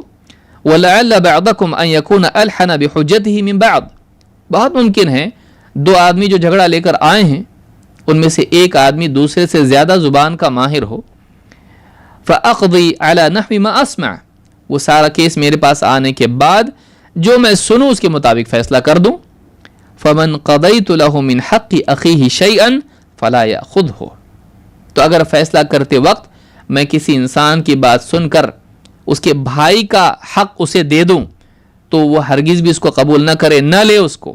فإنما أقطع له قطعة من النار، اس لیے کہ یاد رکھو میں اس کے لیے آگ کا ٹکڑا نکال کر دے رہا ہوں، اس کے بھائی سے اس کا حق میں اس کو دے رہا ہوں، اس کی بات کی وجہ سے، اس کی زبان درازی کی وجہ سے، اس کی مہارت کی وجہ سے، بات کو اپنے فیور میں پیش کرنے کی وجہ سے، میں جو سنوں گا اس کے مطابق فیصلہ کروں گا۔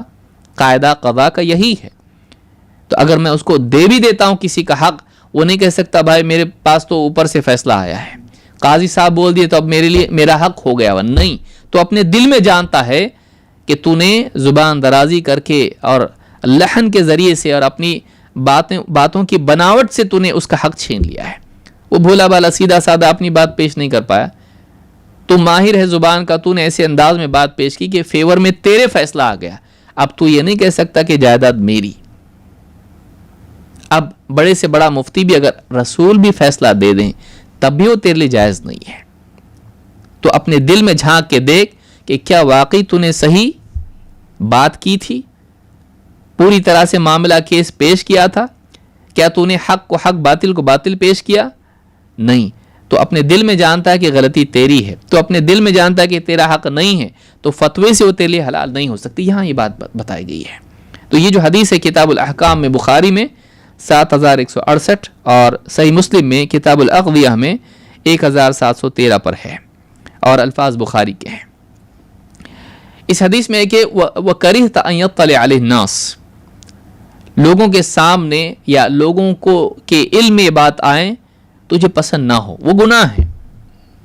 ایک تو یہ کہ تیرے جی میں کھٹکے، دوسرا یہ کہ لوگوں کے سامنے اس کے آنے سے تجھ کو برا لگے، تو پسند نہ کرے کہ لوگوں کو معلوم ہو جائے تو نے یہ کام کیا ہے، تو ایسا کام اچھا نہیں ہوگا۔ اس تعلق سے اللہ کے رسول صلی اللہ علیہ وسلم فرماتے ہیں مَا كَرِهْتَ أَن يَرَاهُ النَّاسُ مِنْكَ فَلَا تَفْعَلْهُ بِنَفْسِكَ إِذَا خَلَوْتَ۔ بہت پیاری حدیث ہے، چھوٹی لیکن بہت بڑی حدیث ہے۔ امام ابن حبان اور امام الترمذی نے اس کو روایت کیا ہے اور یہ حدیث حسن درجے کی ہے۔ صحیح الجامع صغیر حدیث نمبر 5659 5659 مَا كَرِهْتَ أَن يَرَاهُ النَّاسُ مِنْكَ، کوئی حال جس میں لوگ تجھے دیکھیں، تجھے پسند نہ ہو کہ لوگ مجھے اس حال میں دیکھیں، فَلَا تَفْعَلْهُ بِنَفْسِكَ إِذَا خَلَوْتَ، تو اکیلا ہو تب بھی اپنے بارے میں وہ کام مت کر، تب بھی تو وہ کام مت کر کہ اگر لوگوں کو معلوم ہو جائے تو تجھے اچھا نہیں لگے گا، تو اکیلا بھی ہے تو وہ کام مت کر۔ یا موٹے الفاظ میں جو کام تو لوگوں کے سامنے کرنے سے شرماتا ہے اکیلے میں بھی مت کر۔ جس کام کے کرنے سے لوگوں کے سامنے یا لوگوں کے علم میں بات آ جائے اچھا نہیں لگے گا، تجھ کو برا لگے گا، اکیلے میں کام کیوں کرتا ہے ایسا؟ تو یہ چیز بتاتی ہے کہ آدمی کو تنہائی میں بھی برائی سے بچنا چاہیے، اور یہ خود اس بات کی علامت ہے کہ وہ چیز بری ہے جس کا لوگوں کے سامنے آنا اسے برا لگتا ہے۔ اللہ کے نبی صلی اللہ علیہ وسلم نے ایک حدیث میں فرمایا جو مشکوک چیزیں ہیں، جیسے آپ نے فرمایا کہ گناہ یہ ہے کہ تیرے جی میں کھٹکے، تو 3 قسم کی چیزیں ہیں، ایک حلال واضح، حرام واضح، درمیان میں کچھ مشتبہ چیزیں ہوتی ہیں کہ آدمی کا دل مطمئن نہیں ہوتا ہے کہ حلال ہے، اور اس میں حرام ہونے کی زیادہ شکلیں دکھائی دیتی ہیں حلال ہونے کے مقابلے میں۔ ابھی قطعی علم نہیں آیا ہے لیکن ایسا لگتا ہے کہ اس میں ایسے یعنی بظاہر یہ دکھائی دے رہا ہے کہ اس میں کچھ برائی لگتی ہے، تو آدمی کو علم کے آنے تک رکے رہنا چاہیے، اس کے بارے میں علماء سے رجوع کرنا چاہیے کہ یہ چیز حلال ہے کہ حرام ہے، اور اگر علمی اعتبار سے دلیل کی بنیاد پر حلال ثابت ہو جائے تب آگے بڑھے، تب تک رکا رہے، کیونکہ نئی نئی چیزیں تجارت کے اعتبار سے آتی رہتی ہیں، معلوم نہیں ہوتا ہے حلال ہے کہ حرام ہے۔ آدمی کہا بھائی حلال ہے کوئی مسئلہ نہیں، آدمی پیسہ لگا دیا اس بزنس میں، بعد میں جا کے معلوم ہوا کہ حرام ہے۔ آدمی کو چاہیے کہ رکے، علم حاصل کریں، علم اور یقین اور دلیل کے بعد اس میں آدمی پڑھے، چاہے کھانے پینے کی چیز ہو، لباس کی چیز ہو، کوئی چیز کھا لی بعد میں معلوم پڑا حرام ہے، کچھ لباس اختیار کر لیا بعد میں پتہ چلا کہ یہ مرد کے لیے حرام ہے یا مرد اور عورت دونوں کے لیے حرام ہے، ایسا لباس جائز نہیں پہننا، تو پیسہ ضائع ہو گیا اور گناہ کا گناہ۔ تو اس طرح سے یا اس آدمی کی عزت چلی گئی، یا تو دین کو نقصان ہوگا مشکوک سے، یا انسان کی عزت کو نقصان ہوگا، دو میں سے ایک ہوگا۔ یا تو اللہ کے ہاں ذلیل ہوگا یا لوگوں کے ہاں، یا دونوں ہوگا۔ اللہ کے نبی صلی اللہ علیہ وسلم فرماتے ہیں فَمَنِ اتَّقَى الشُّبُهَاتِ اسْتَبْرَأَ لِدِينِهِ وَعِرْضِهِ وَمَنْ وَقَعَ فِي الشُّبُهَاتِ وَقَعَ فِي الْحَرَامِ۔ آپ نے فرمایا جو آدمی شک والی چیزوں سے، جن میں شک ہے حلال ہے کہ حرام، کھٹک ہے اس میں، آدمی ایسی چیزوں سے بچا، ایسی چیزوں سے بچتا رہا، اسْتَبْرَأَ لِدِينِهِ وَعِرْضِهِ، ایسے آدمی نے اپنے دین اور اپنی عزت کو بچا لیا، اپنے دین کو بچا لیا داغدار ہونے سے، دامن کو، اللہ کے ہاں گناہ گار ہونے سے اپنے آپ کو بچا لیا، اور وعرضہ، اپنی عزت کو بچا لیا۔ لوگوں کے سامنے آئے گا تو اچھا یہ ایسا کرتا ہے کیا، یہ فلاں تجارت کرتا ہے، یہ فلاں چیز کھاتا ہے، یہ فلاں چیز پہنتا ہے، یہ فلاں عمل کرتا ہے، تو آدمی اگر مشکوک میں واقع ہوگا اور وہ چیز حرام نکلی تو اس کی عزت جائے گی، لوگوں کے نزدیک غیر معتبر قرار پائے گا، عدم ثقہ وہ قرار پائے گا، غیر ثقہ قرار پائے گا۔ اور وَمَنْ وَقَعَ فِي الشُّبُهَاتِ وَقَعَ فِي الْحَرَامِ، اور جو شبہات میں واقع ہوتا ہے وہ حرام میں واقع ہوتا ہے۔ اگر مشکوک چیز کل کو حرام نکلی تو حرام کا ارتکاب کرنے والا ثابت ہوگا، یا اگر مشکوک میں پڑنے کی جرت کرے گا تو کل کو ہمت بڑھ کے یہ حرام میں بھی واقع ہوگا۔ جو آدمی مشکوک میں جاتا ہے، احتیاط نہیں کرتا ہے، وہ حرام میں کیا احتیاط کرے گا، اس کی جرت بڑھے گی۔ تو اس حدیث کو امام البخاری نے کتاب الایمان میں حدیث نمبر 52 اور امام مسلم نے کتاب المساقات میں اس کو روایت کیا ہے نعمان ابن بشیر رضی اللہ تعالیٰ عنہ سے۔ تو اس حدیث سے بھی معلوم ہوتا ہے کہ مشکوک سے بچو جب تک کہ علم نہ آئے، ورنہ یا تو دین برباد ہوگا یا عزت خراب ہوگی۔ اس کا نقصان کیا ہے؟ دین اور عزت کا نقصان ہے۔ نجم الدین الطوفی اپنی شرح التعیین فی شرح الاربعین میں کہتے ہیں، اور یہ پچھلے علماء نے ان کا حوالہ دیا ہے، ان کی 40 کی شرح ہے، کہتے ہیں فقط تضمنت هذه الجملة علامتي الإثم، اس جملے میں کہ والإثم ما حاك في صدرك وكرهت أن يطلع عليه الناس، گناہ وہ ہے جو تیرے جی میں کھٹکے اور تجھے ناپسند ہو کہ یہ بات لوگوں کے علم میں آ جائے۔ تو یہ دو جو باتیں ہیں، کہتے ہیں کہ اس جملے میں گناہ کی 2 علامات بتائی گئی ہیں۔ ایک احداہما تأثیرہ فی النفس وترددہ وما ذلک الا لشعورها بسوء عاقبتہ، کہتے ہیں کہ اس میں 2 علامات ہیں گناہ کی۔ ایک آدمی کے دل پر گناہ کی تأثیر، کہ دل میں تردد ہونا، دل کا مطمئن نہیں ہونا اس عمل کے لیے، اس چیز کے لیے، اس کھانے پینے یا جو بھی چیز ہے اس کے لیے، اور وما ذلك الا لشعورها بسوء عاقبتہ، اور یہ اس چیز کے اعتبار سے کہ انسان کو اس کے برے انجام کا شعور ہو، کہ کہیں میں بے عزت نہ ہو جاؤں، کہیں میں گناہ گار نہ ہو جاؤں، کہیں آخرت میں اس کا عذاب مجھ کو نہ ہو، کہیں یہ گناہ نہ نکل آئے، کہیں میں اللہ کا نافرمان نہ بن جاؤں، کہیں میرا تقوی خراب نہ ہو جائے۔ اس کی برے انجام کے احساس کے تحت ایک انسان کے دل کے اندر کھٹک پیدا ہو، برا انجام سوچ کے کھٹک ہونا دل میں، یہ علامت ہے کہ فلاں کام اچھا نہیں ہے۔ 2 والثانیہ کراہیت اطلاع الناس علی الشیء یدل علی انہ اثم، ایک انسان کا اس بات کو ناپسند کرنا کہ لوگوں کو یہ کام، یہ بات معلوم ہو جائے جو میں کر رہا ہوں، کہتے ہیں یہ اس بات کی طرف دلالت کرتا ہے کہ وہ گناہ ہے، وہ اچھا کام نہیں ہے۔ کیوں؟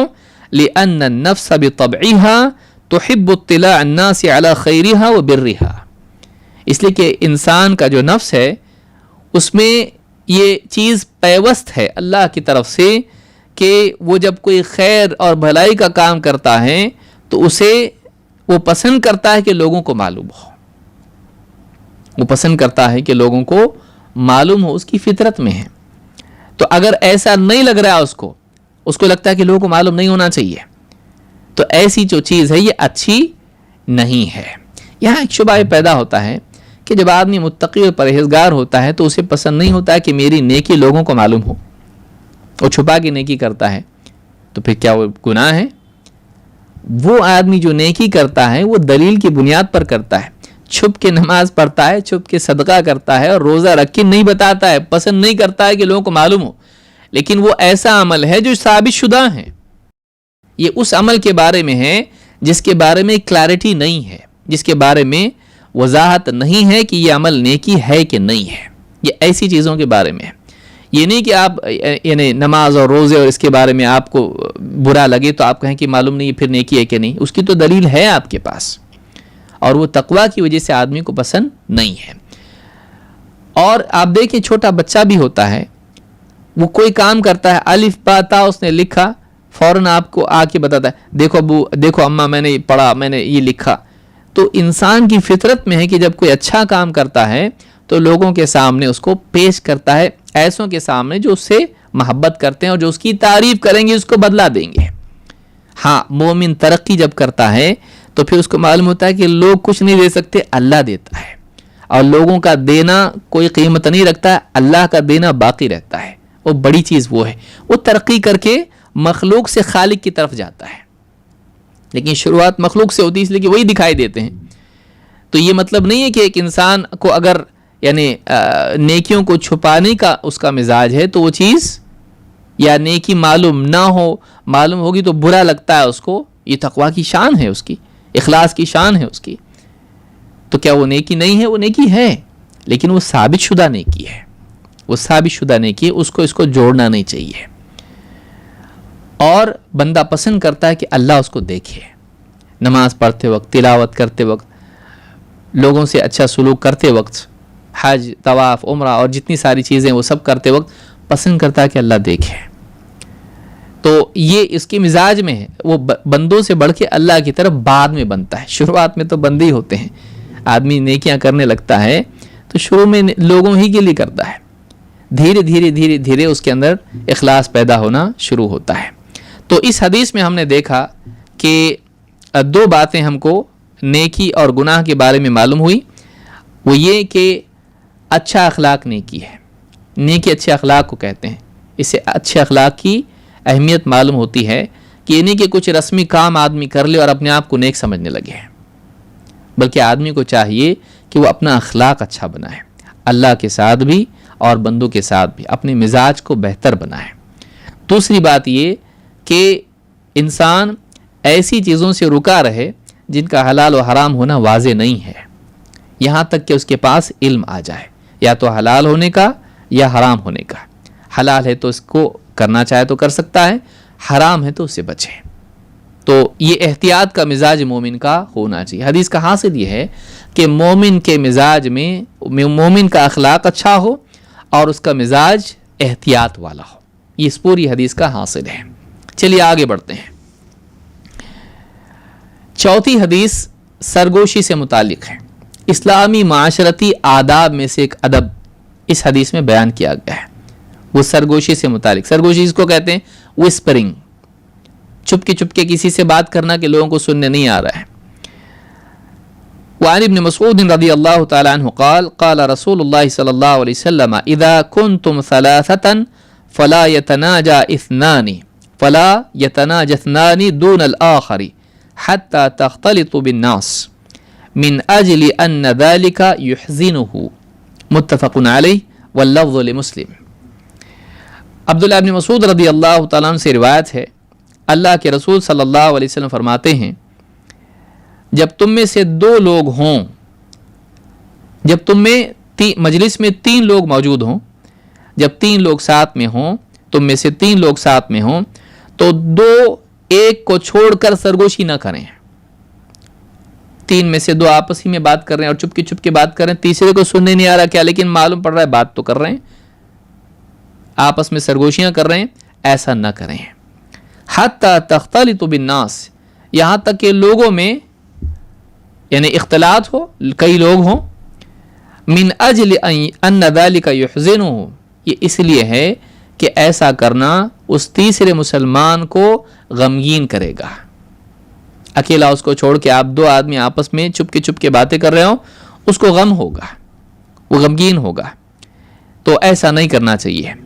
یہ مجلس کے سماج میں رہن سہن کے آداب میں سے ہے. اس سے معلوم ہوتا ہے کہ مسلمان کو غمگین کرنا اچھا نہیں ہے. ایک مسلمان کو دوسرے مسلمان کے دل کا لحاظ رکھنا چاہیے. ایسا کوئی کام نہیں کرنا چاہیے جس سے اس کو برا لگے ہے۔ اس حدیث کو امام البخاری مسلم دونوں نے روایت کیا ہے۔ بخاری کتاب الاستعداد میں حدیث نمبر 6290 اور صحیح مسلم میں کتاب السلام میں 2184 پر یہ حدیث موجود ہے، الفاظ مسلم کے ہیں۔ ایسا کیوں نہیں کرنا چاہیے؟ نمبر 1، بدگمانی کی وجہ سے۔ حدیث میں غمگین کا ذکر آیا، لیکن حدیث میں اور بھی اسباب آئے ہیں۔ مثال کے طور پر علامہ خطابی کہتے ہیں وَإِنَّمَا قَالْ يُحْزِنُهُ لِأَنَّهُ قَدْ يَتَوَهَّمُ أَنَّ نَجْوَاهُمَا إِنَّمَا هِيَ لِسُوءِ رَأْيِهِمَا فِيهِ أَوْ لِدَسِيسَةٍ غَائِلَةٍ لَهُ۔ فتح الباری میں ابن حجر کہتے ہیں کہ یہ اس کو غمگین کرے گا کس اعتبار سے کہ اسے اس بات کا وہم ہوگا کہ یہ دونوں سرگوشی کر رہے ہیں، آپس میں چپ کے باتیں کر رہے ہیں، اس لیے کہ ان کی رائے میرے بارے میں بری ہے، اس اعتبار سے کہ میں اچھا انسان نہیں ہوں، میرے ساتھ شیئر نہیں کر سکتے ہیں، تو یہ آپس میں سرگوشی کر رہے ہیں، مجھے اس لائق نہیں سمجھتے ہیں کہ میرے ساتھ اس راز کو شیئر کریں، میں برا آدمی ہوں، میرے سامنے بیان نہیں کرنا چاہیے، یا یہ میرے بارے میں بری رائے رکھتے ہیں، وہ بات کر رہے ہیں آپس میں، یہ بھی ہو سکتا ہے مطلب۔ اور اولی دسیسۃ غائلۃ لہ، یا پھر یہ کہ یہ لوگ میرے بارے میں کوئی چال بازی کا کام کر رہے ہیں، شر کا پلاننگ کر رہے ہیں میرے بارے میں، چپ کے باتیں کر رہے ہیں، تو اس میرے بارے میں کوئی بری پلاننگ تو نہیں کر رہے ہیں، یا یہ کہ میرے بارے میں یہ بدگمان تو نہیں ہے، مجھے اس لائق نہیں سمجھتے ہیں کہ میرے بارے میں مجھ کو ساتھ میں لے کر بات کریں، تو برا لگے گا اس کو، تو بدگمانی پیدا ہوگی، اس لیے نہیں کرنا چاہیے۔ اسی لیے آپ نے فرمایا، اللہ کے رسول صلی اللہ علیہ وسلم نے فرمایا اذا کنتم ثلاثة فلا يتناجى اثنان دون صاحبه فإن ذلك يريبه۔ مسند ابی اعلیٰ میں یہ روایت موجود ہے، 5625 پر اس کی سند صحیح ہے۔ کہا کہ جب تم 3 لوگ ہوں تو 3 لوگوں میں سے 2 ایک کو چھوڑ کے آپس میں سرگوشی نہ کریں، اس لیے کہ یہ اس کے دل میں شک پیدا کرے گی، اس کے دل میں شک پیدا ہوگا، ایسا کیوں کر رہے ہیں لوگ، چپ کے باتیں کر رہے ہیں، میرے بارے میں تو نہیں کر رہے ہیں، کچھ میرے خلاف سازش تو نہیں کر رہے ہیں، یا یہ میرے بارے میں بدگمان تو نہیں ہے، تو دل میں شک پیدا ہوگا، اس لیے ایسا نہیں کرنا چاہیے، بدگمانی پیدا ہوگی۔ دوسری چیز، دوسرا نتیجہ اس کا کیا ہے کہ اس سے آپس میں بغض و عداوت اور تقاطع پیدا ہوگا، آپس میں دشمنی پیدا ہوگی، کینہ کپٹ پیدا ہوگا، اور اس کے بعد نتیجے میں تعلقات خراب ہوں گے، ایک دوسرے سے دوری پیدا ہوگی۔ امام مالک رحمۃ اللہ علیہ فرماتے ہیں وَهَذَا مِنْ حُسْنِ الْأَدَبِ لِأَلَّا يَتَبَاغَضُوا وَيَتَقَاطَعُوا۔ فتح الباری میں ابن حجر نے اس کو ذکر کیا ہے، جلد نمبر 11 صفحہ نمبر 83 پر، کہتے ہیں کہ یہ حسن ادب ہے، هَذَا مِنْ حُسْنِ الْأَدَبِ، یہ اسلام کے آداب میں سے اچھا ادب ہے، لِأَلَّا يَتَبَاغَضُوا وَيَتَقَاطَعُوا۔ اللہ کے نبی صلی اللہ علیہ وسلم نے اس لیے منع کیا کہ کہیں ایسا کرنے سے آپس میں ان کے بغض و عداوت پیدا نہ ہو اور آپس میں قطع تعلق تک بات نہ چلی جائے۔ جب دل میں بغض، دیکھیے 3 چیزیں ہیں، بدگمانی، پھر دشمنی اور تعلقات کا ختم ہونا۔ تو بدگمانی پیدا ہوگی، دل میں برا لگے گا، غمگین ہوگا، ایسا میرے ساتھ کیا۔ نمبر 2، دل میں ان کا دشمن بنے گا، اور 3، پھر کبھی نہ کبھی جھگڑا ہوگا تو دونوں ایک دوسرے سے الگ ہو جائیں گے۔ لیکن اس ممانعت سے کچھ صورتیں مستثنا ہیں۔ کب سرگوشی کر سکتے کہ نہیں کر سکتے، کب کر سکتے ہیں؟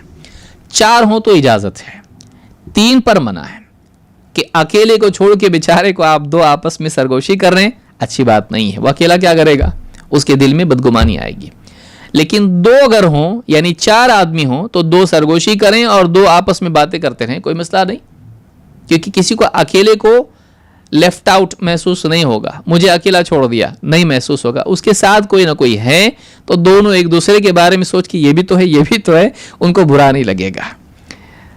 ابن عمر رضی اللہ تعالیٰ عنہ نبی صلی اللہ علیہ وسلم سے روایت کرتے ہیں کہ آپ صلی اللہ علیہ وسلم نے فرمایا اذا کنتم ثلاثة فلا يتناجى اثنان دون صاحبهما، جب تم لوگ 3 آپس میں ہوں، جب مجلس میں تم 3 لوگ ہو تو ایک کو چھوڑ کے, اپنے ساتھی کو چھوڑ کے دو لوگ آپس میں سرگوشی نہ کریں.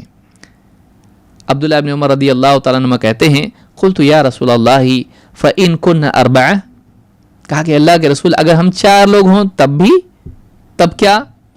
قال لا يضره, اگر تم 4 ہو تو پھر کوئی نقصان نہیں, 4 ہو تو کوئی نقصان نہیں, کوئی حرج نہیں.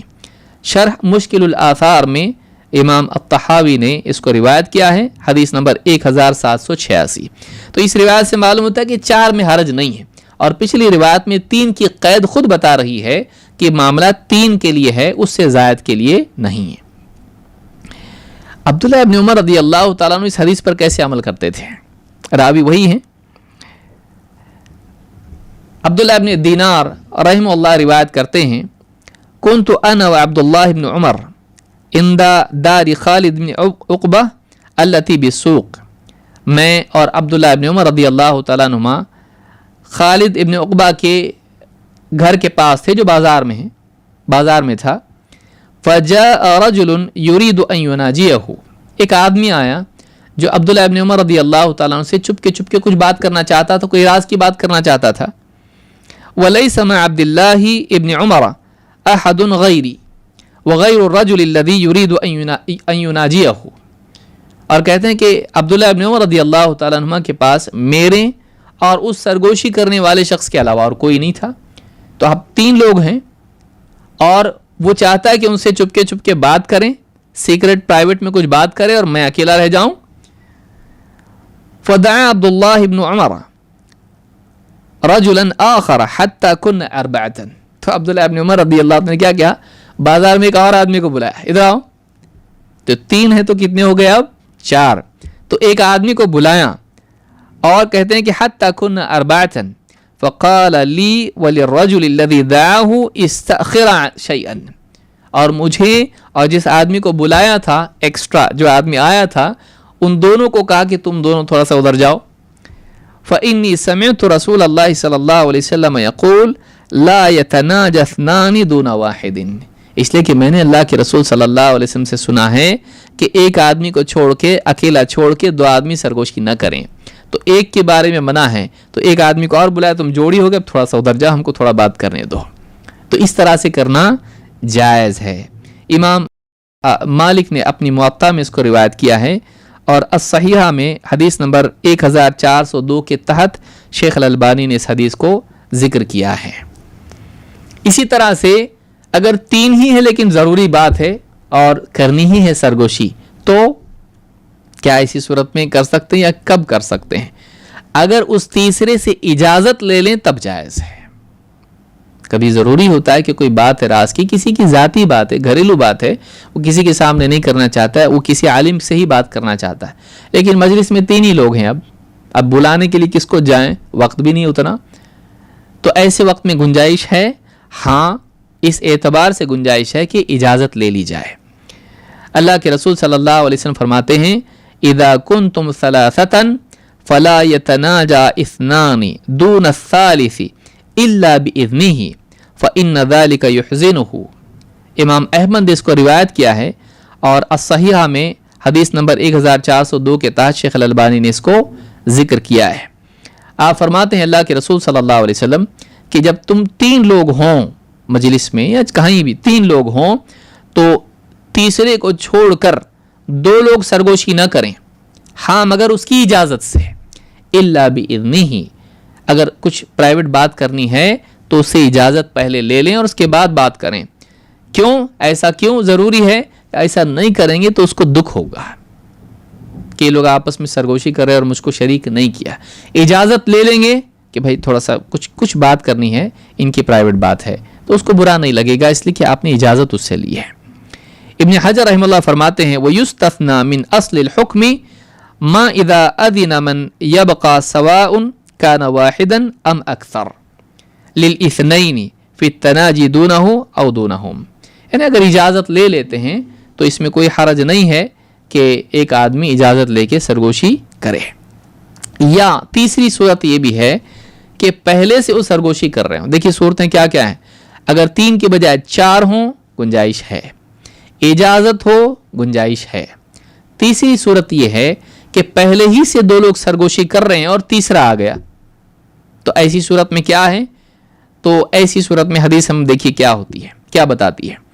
سعید المقبری کہتے ہیں، ان سے روایت ہے، کہتے ہیں مررت علی ابن عمر، ابن عمر رضی اللہ تعالیٰ عنہ کے پاس میں پہنچا یا ان پر میرا گزر ہوا، ومعه رجل يتحدث فقمت الیہما، وہ ایک شخص سے بات کر رہے تھے تو میں جا کر ان کے پاس ہی قریب کھڑا ہو گیا، فلطم فی صدری، عبداللہ ابن عمر رضی اللہ تعالیٰ عنہ نے میرے سینے پر مارا، ہاتھ مارا، فقال اذا وجدت اثنین یتحدثان فلا تقم معهما ولا تجلس معهما حتى تستأذنهما، کہ اگر دو لوگ اگر بات کر رہے ہیں اور تو ان کے پاس اگر پہنچے تو ان کی اجازت کے بغیر نہ ان کے پاس کھڑا ہو نہ ان کے قریب جا کے بیٹھ۔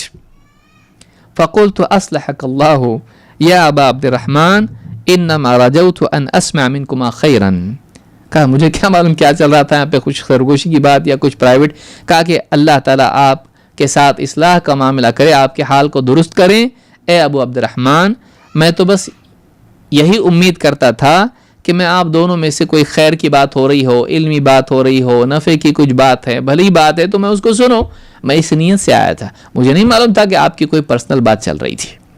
تو یہ بات یہ روایت امام البخاری نے الادب المفرد میں روایت کی ہے اور 1166 پر یہ روایت موجود ہے اور شیخ الالبانی نے اس کو صحیح کہا ہے۔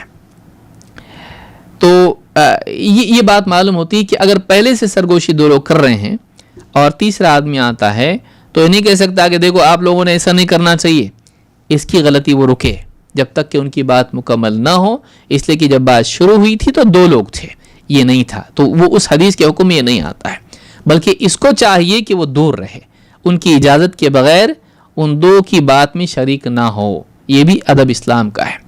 بلکہ یہ بھی ادب ہے کہ شریک تو نہیں ہوا لیکن قریب جا کے بیٹھ گیا، یہاں تک کہ اس کو سننے آ رہا ہے ان کی بات کیا ہے، یہ بھی برا ہے۔